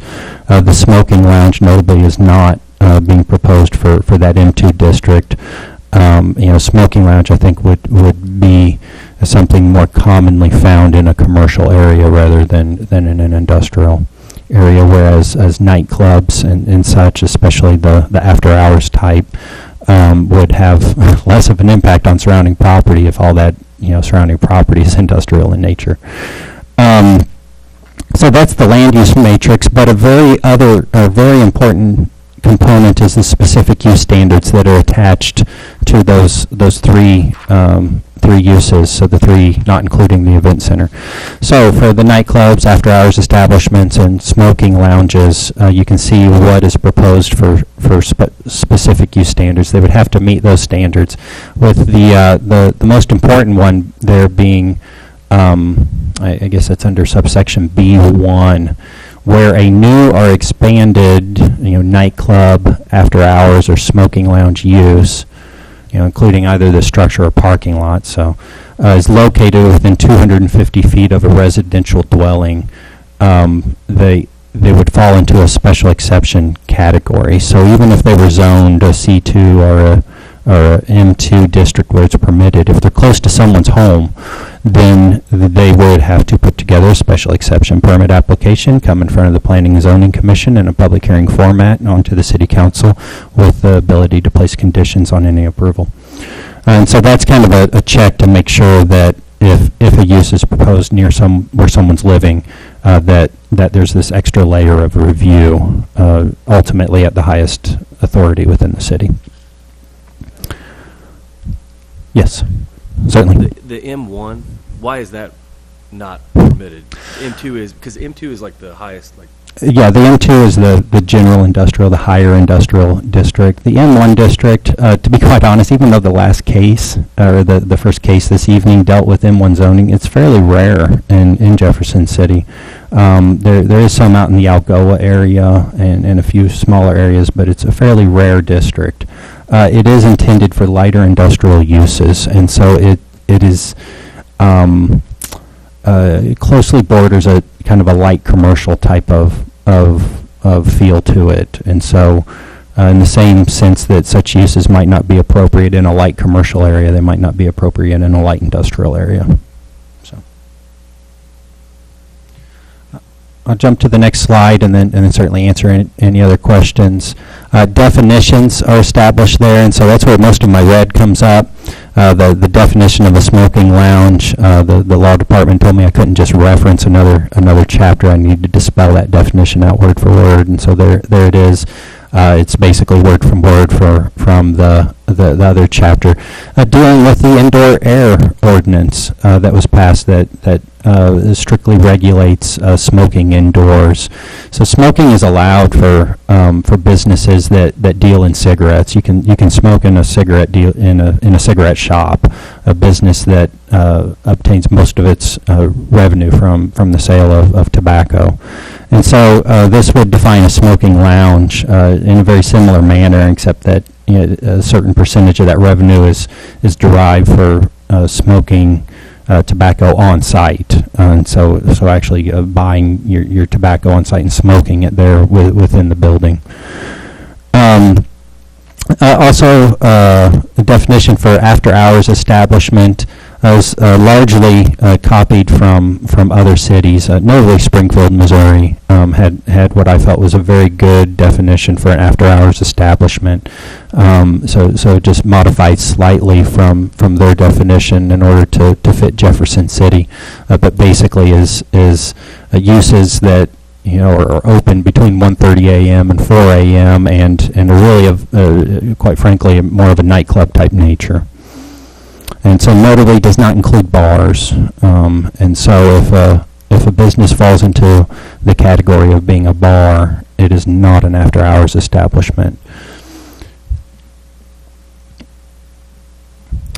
And the definition of event center, really tying that to the renting of the building out for private functions. And so the reason this event center is kind of grouped into the same category as some of these other uses is that they're occasionally rented out for late night uses. So if a business or person is to rent an event center out to host a after hours type of use, they would fall into now a special exception category. So they would not be allowed to do that without obtaining the necessary special exception permit. And then we actually had a definition for nightclub within the zoning code, and so it is just a slight change to that language in order to make it more relevant. And then the parking requirements shown at the bottom of the screen are largely built off of either other parking requirements contained in the zoning code that are very similar in nature, with a review, as we always do with parking requirements of other cities and within some of our professional documents that we use to base our recommendations off of. With that, I'd be happy to answer any questions. Anyone have any questions for Eric? Mr. Nunn. Quickly, and I'm not sure about this, but for example, prison brews, because it is close to residences from the standpoint of apartments, would that be affected by this definition, that 34B, Section B? The required parking for a special exemption? No, because they're at best either a bar or a restaurant. I believe they fall into the category of being a restaurant. If a use is going to be open after 1:30 and still playing loud music and such like that, then it is possible that they could fall into that category. Kind of have to take that on a case-by-case basis. So, but yeah. And so, my understanding is, so the, bars, are usually regulated in terms of having to close by 1:30, and so, most of them won't, not fall in that category. There are a couple private clubs that are able to stay open later hours and still be in compliance with liquor license. And they, again, would not fall into this category, largely because they'd fall into the category of being a bar. So, any other questions for Eric? Seeing none. Is there anyone here that would like to speak in favor of this request? Anyone want to speak in opposition? Anyone want to speak? Okay, seeing none. Eric, anything else you want to add? No, that's about it. Just the form of motion is at the bottom of the staff report. A motion for approval of the proposed zoning code text amendment. Any other questions for Eric? Okay, seeing none, we'll move. Would someone like to make a motion? Oh, I'm sorry. Because of the various changes that I identified here, need to amend that motion. Actually, motion for approval of the proposed zoning code text amendment with the modifications presented this evening. So with the thank you. modifications as presented. That will keep me from further embarrassing myself, and so I can send the correct document on to the city council. Thank you. I think Mr. Lester was about to make it just like that. I move to approve the proposed zoning code text amendment with the modifications as presented this evening. Have a motion and a second. Any discussion? All in favor? Any opposed? Motion passes unanimously. Last case of the evening, P17015, zoning code text amendment regarding assisted living facilities. Mr. Eric, staff report. Thank you, Mr. Vice Chairman. This is a fairly minor change proposed within the land use matrix of the zoning code for assisted living facilities. Up on the screen is the land use matrix as it's being proposed, and so I have a little orange circle around the change.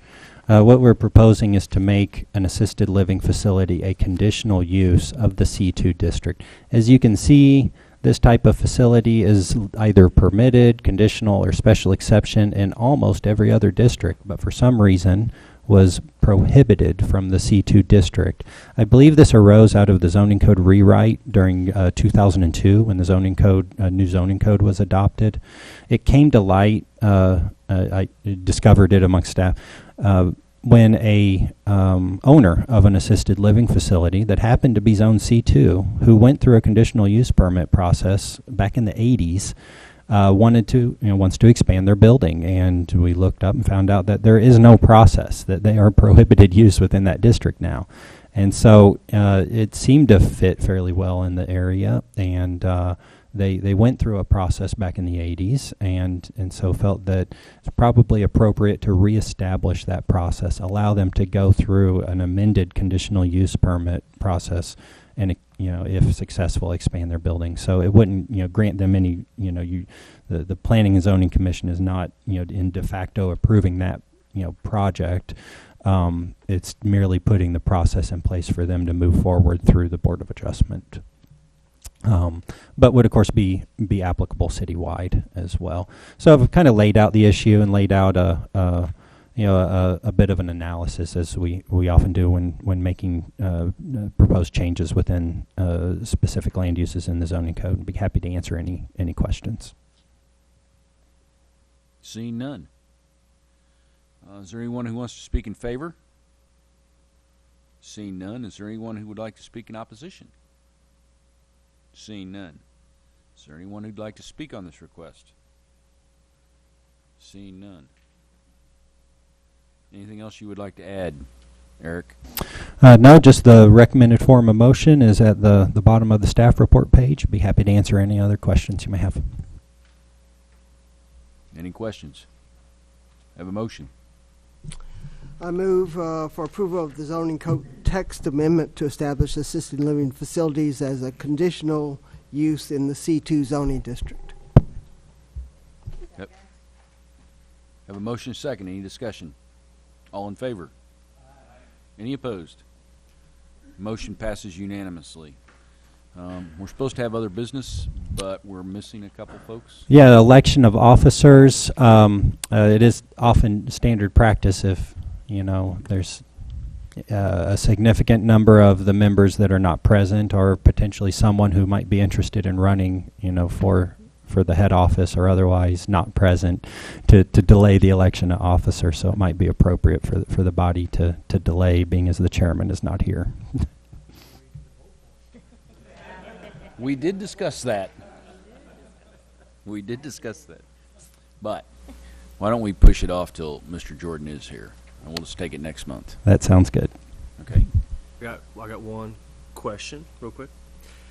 We always push this on to the city council, but do we ever get results from that?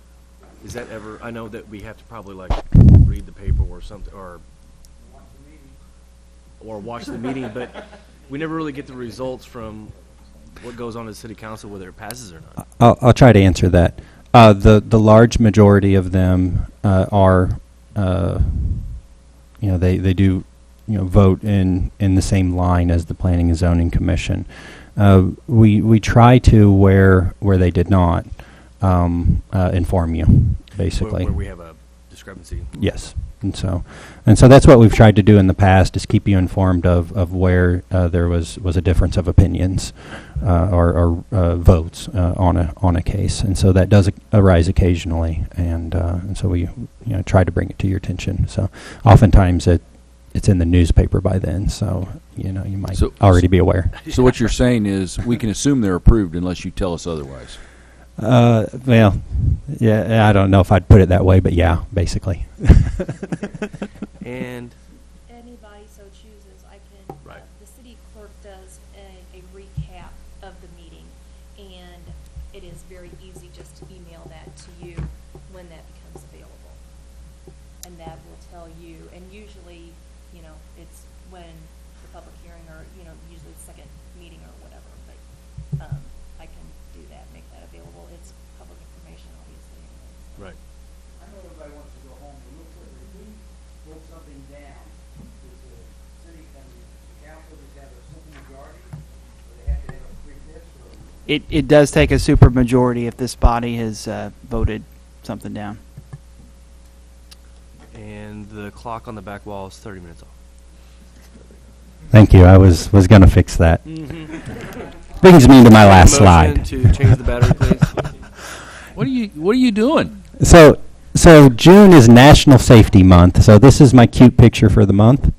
That is Landon wearing the gear that I wear when mowing the yard. So the ear protection, and the eye protection, and he has his own mouth protection there. Yeah. So.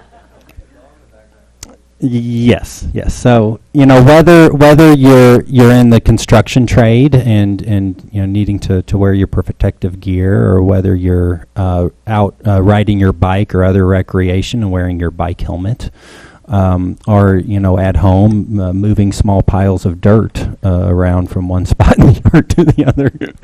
So you already have him working, mowing your lawn. Yes. So be safe, and it's he grabbed that stuff and put it on, and the reason he did was he's seen me wear it, and so that's the other half of this fun thing to point out is be a good example to others by wearing your protective gear. So with that, I'm done.